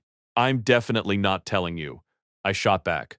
Oh Ching looked even more intensely irritated now. Is this really your attitude toward the person who just saved your life? I couldn't help but laugh out loud. Oh please, calling you my lifesaver is way too dramatic, don't you think? Fine. The next time you get beaten to death in the street, I absolutely will not interfere. Dropping that freezing sentence, Oh Ching spun around and furiously marched away. I quickly chased after her, teasingly calling out, "Hey, wait, are you actually mad? Your tolerance is way too low." Oh Ching's face was covered in absolute unhidden displeasure. "Get away from me." But I continued to follow her, my face plastered with a thick-skinned, shameless grin. "Come on, to repay you for helping me vent my anger just now, I'll cook you an incredibly delicious meal." "Who cares?" Oh Ching sneered coldly. "If you have so much free time, why don't you go prepare breakfast for that precious girl you supposedly like? Don't be like that. Tomorrow I'll go to the O family villa super early and help you take care of Bebe," I offered. Oh Ching continued her relentless, sarcastic mockery. "I don't need your help. If you have so much free time, you should really go care about that girl you supposedly like." I started sweating nervously. "Then, what exactly do you want me to do?" Oh Ching suddenly stopped walking. She turned around and stared at me intensely with her dark, terrifying eyes. "Write me a thank you letter." "What?" I was completely dumbfounded. "A thank you letter? Are you joking right now?" "It is absolutely a thank you letter," Oh Ching declared, proudly raising her elegant chin. Her beautiful red lips parted as she ruthlessly issued her absolute commands. "It must be completely handwritten. It must overflow with genuine, profound emotion. It must be exactly 3,000 words long. If you are missing even a single word, you are completely dead." I was absolutely pulverized by Oh Ching's incredibly bizarre, totally unpredictable thought process. A 3,000 word handwritten thank you letter. Should I just go ahead and order her a custom silk hero banner while I'm at it? I awkwardly twitched the corner of my mouth. Isn't 3,000 words a little bit excessive? Oh Ching's eyes instantly flashed with a terrifying lethal threat. Or perhaps you would prefer to try writing 5,000 words instead? Nope. I think 3,000 words sounds absolutely perfect. I squeaked instantly. Oh Ching withdrew her terrifying gaze, her expression returning to its usual icy coolness. "Hand it to me on Monday." I painfully scrunched up my face. What kind of ridiculous punishment was this? Was Oh Ching seriously sent by heaven to save me, or just to ruthlessly torture me? "By the way, how exactly did you end up here?" I asked, suddenly remembering the bizarre coincidence. "I just happened to pass by the entrance," Oh Ching replied flatly. Then, as if worried I might completely overthink the situation, she quickly added a highly detailed explanation. "I was out running some errands today and brought Bebe along with me. When we drove past this supermarket, she started throwing a tantrum and demanding water." "Oh, I see," I nodded. I was wondering how it could possibly be such a massive coincidence. Reaching out with her long, elegant fingers, Oh Ching casually selected a premium beverage from the shelf. She then turned around and casually tossed it directly into my shopping cart. "Hurry up and grab your things," she ordered impatiently. "Wait, are you seriously going to drive me home?" I asked, stunned. "It's just on the way," Oh Ching replied smoothly, casting a brief glance at the massive, incredibly long shopping list in my hand. "I just don't want you collapsing from exhaustion on the side of the road before Monday. If you die, no one will hand in my thank you letter." I was absolutely overjoyed. Because my mother was being admitted to the hospital, I genuinely had a massive mountain of supplies to buy today. I had actually been incredibly stressed about how I was going to carry all this heavy stuff onto a public bus. "Wait for me, I'll just be a second," I yelled happily. Meanwhile, inside the luxurious Ye family residence, Ji and Shi was frantically pacing back and forth, furiously complaining to Ye Wei. "You tell me, what exactly does Oh Ching mean by this? Are we still best friends who grew up together or not? She just randomly decided to withdraw all her investment without any explanation. It's completely infuriating." Ye Wei sat calmly on the sofa, quietly reading a thick book. She slowly raised her eyes from the page and looked at the utterly frantic Ji and Shi. "So, you genuinely have absolutely no idea why she did it? Oh my god, please don't tell me you're acting like this too." Ji Yanxi groaned in absolute despair. "Can you two please just speak normal human language that I can actually understand?" If I knew why she did it, I wouldn't have run all the way over here to desperately ask you for help. I stayed up all night racking my brain, and I still can't figure out how I possibly offended her. My only logical guess is that because I am clearly much prettier than her, she has finally started to get insanely jealous of me. Yes, that absolutely must be it. Ye Wei offered a gentle, incredibly polite smile. Yangxi, if you ever want to get cast in another good movie for the rest of your life, I highly suggest you make sure Oh Ching never ever hears you say that sentence. GNC immediately pouted, nervously twirling a strand of her hair. Fine, fine. Oh Ching is maybe a tiny, tiny bit prettier than me, but I am obviously vastly more adorable. We don't even have the same style. Ye Wei decided to stop speaking in riddles. During the drama club auditions yesterday, was there, by any chance, a male student named Xia Zhou participating? Yeah, I remember him perfectly. Jian Shi nodded. That guy has a terrifying amount of raw potential. But because I genuinely couldn't find a single role in our upcoming play that fit his unique appearance, I ultimately didn't select him. As Ji Yanxi spoke, her voice gradually grew quieter and quieter. Suddenly, her eyes widened in absolute shock as a massive realization finally struck her. Wait, don't tell me. Exactly as you just said. Ye Wei smiled softly. He is a boy with incredible potential. Physical appearance is merely temporary, but genuine talent and acting ability are far more important, aren't they? Your own massive fan base doesn't love you purely for your beautiful face, Yanxi. They love you because they genuinely respect and admire your incredible acting skills. Ye Wei gently guided her like a patient older sister, her voice incredibly warm and soothing. Wu Qing told you to call her back only when you finally figured it out. Do you understand now? Ji Shi's mind completely exploded with sudden clarity. I understand now, she yelled, instantly leaping off the plush sofa. Where are you going? Ye Wei called out. Back to the drama club. I need to call an emergency meeting immediately. Later that evening, shortly after returning home, I received a shocking phone call from the drama club. It was an official notification telling me to report to the club on Monday. Are you seriously telling the truth? I practically yelled into the phone. I was granted an exceptional admission. But why? We thoroughly reevaluated all the candidates, the staff member explained smoothly over the phone. We firmly believe that you possess an incredible amount of room for growth. If you don't mind the sudden change of plans, Student Shy, our drama club, would absolutely love to welcome you as an official member. I was completely ecstatic. It felt like I had miraculously recovered a priceless treasure I thought I had permanently lost. However, I deliberately maintained an incredibly calm, almost indifferent tone. I see.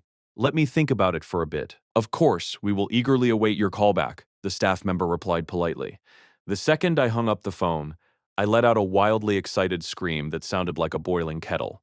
I was absolutely thrilled. I didn't know exactly why, but managing to earn genuine recognition while wearing this hideous, scarred disguise gave me an unbelievable, overwhelming sense of true accomplishment. But just as I hung up the phone, it instantly started ringing again. It was Xia Ximing. The moment I answered, Xia Ximing's incredibly aggressive, furious voice exploded through the speaker. Xia, I heard absolutely everything. I was completely baffled. What exactly did you hear? The fact that the drama club gave you an exceptional admission, Xia Ximing roared, and everything that happened at the supermarket today, you had better explain yourself right now. What exactly is your relationship with Miss O? Speak. Who the hell do you think you are? I shot back instantly. Why on earth would I owe you any explanation? I casually sat down on the edge of my bed, completely unbothered, lazily swinging my legs back and forth. Don't think I don't know the truth, Xia Ximing screamed. The only reason you got that exceptional admission into the drama club is because Miss O specifically secured that spot for you. Otherwise, do you honestly think a hideous, terrifying monster like you could ever get into the drama club based on your own merit? You're completely dreaming. I completely froze. Was that actually true? The only reason I was miraculously accepted into the drama club was entirely because of Oh Ching's secret intervention? You shameless, disgusting freak, Xia Siming continued to scream.